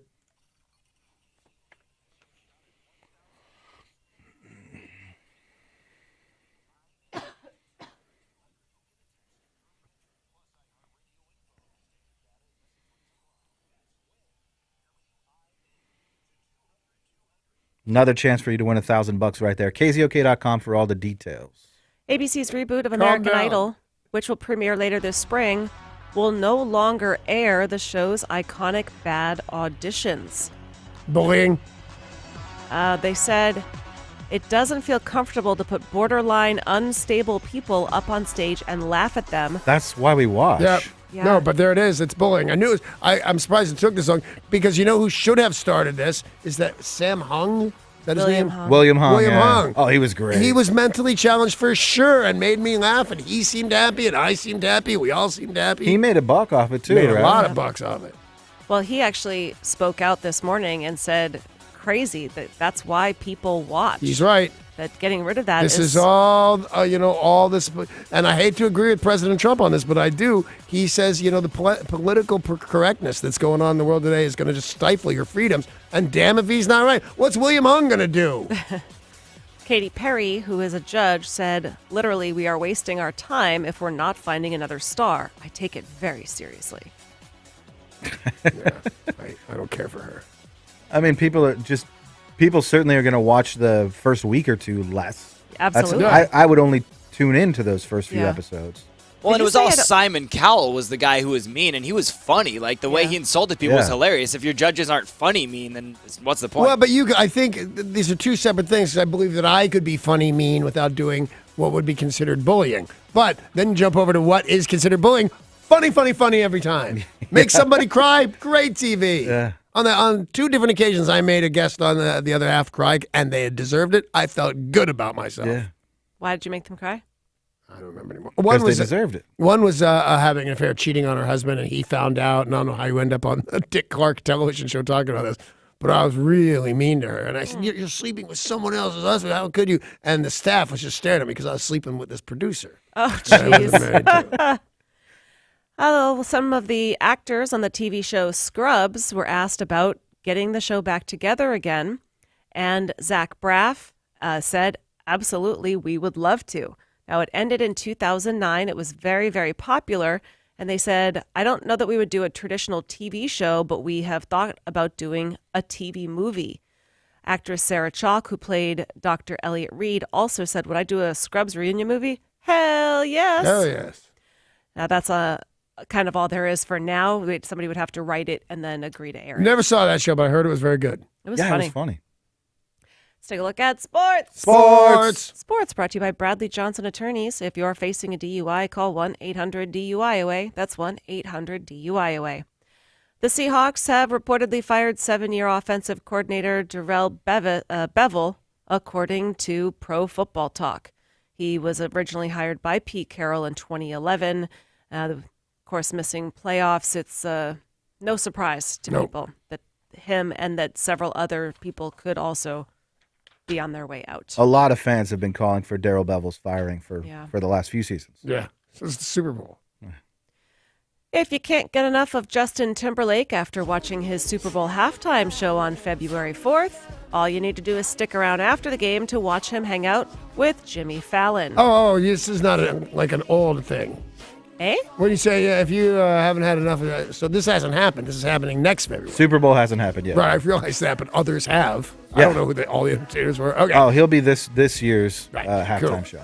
Halftime show, which happens in about 2.5 weeks, February 4th, Super Bowl halftime, Justin Timberlake. And afterwards, he and The Rock and the cast of This Is Us will appear on a special post-Super Bowl episode of The Tonight Show starring Jimmy Fallon. Him and Jimmy Fallon are besties. Yes. Yeah. Matter of fact, somebody asked him years and years ago, they said, what's the best advice that you could give a guy that wants to be a late night talk show? And he said, become best friends with Justin Timberlake. That was his actual advice. They're really funny together, too. Yeah. They are. Remember, they did a bunch of risque things, too. Yeah. Justin Timberlake was half of Who's It's in a Box. You're right. That's right. So the episode will be live from the Orpheum Theater in Minneapolis after the Super Bowl, and an original episode of This Is Us, and then the local news will happen after that. So The Rock, the cast of This Is Us, Justin Timberlake, Jimmy Fallon. You know what I hear? I hear The Rock. Blah, blah, blah, blah. Although I'm a fan of Justin Timberlake. Yeah. Tom Brady has a TV show. It's going to be on Facebook, and it's going to be all about his life and more deep inside of it. It's called Tom versus Time, and it's a documentary. Is it about how he's getting old? Yeah. Yes. Tom versus Time. Yeah. Exactly what it's about. He said, I've thought about for many years how cool it would be to show fans other aspects of my life and to interact with them in different ways. So this is Facebook, Tom versus Time, and it'll show his training, it'll show his wife, on-field, off-field. Honeymoon footage with Giselle. I bet it won't show that. Recreations. It'll show him eating his avocado ice cream. Yeah, I do. Is it any good? I don't know. I haven't tried it. I've tried some. I tried. It was fine. You know what else is good? Avocado margaritas. Oh, yeah. That sounds very strange. And I wouldn't think you've had a margarita with I have avocado. most certainly had a. Now I got to go. Have I had it or somebody had? No, I have had it, and they're yummy.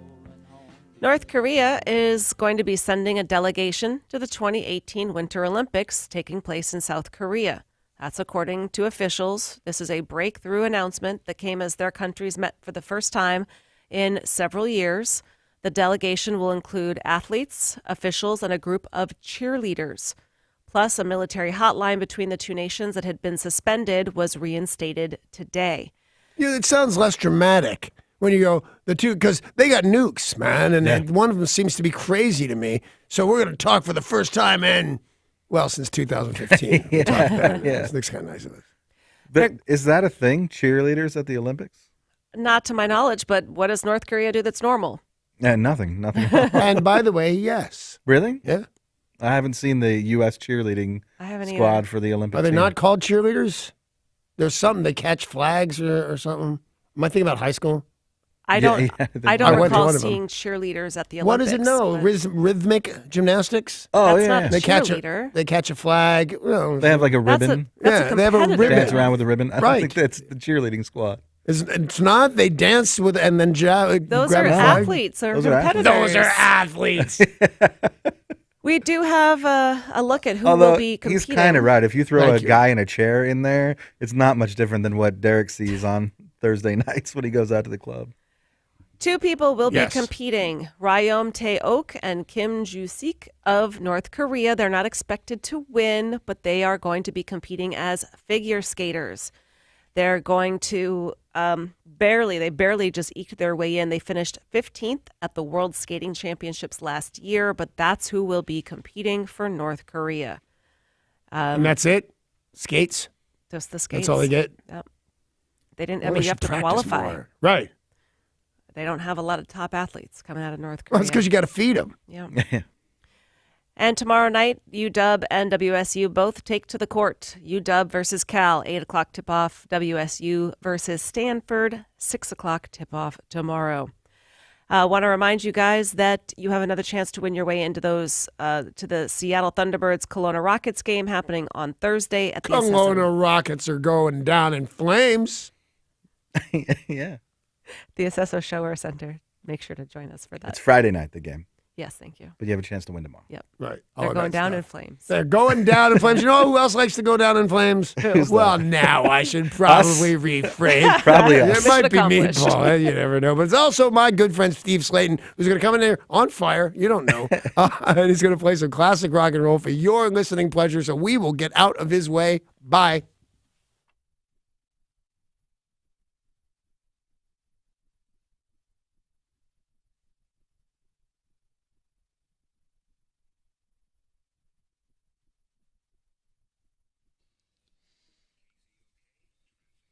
This traffic report is brought to you by Taco Bell. You are going to see some stop and go traffic on I-5 northbound as you make your way through Boeing Field into downtown Seattle.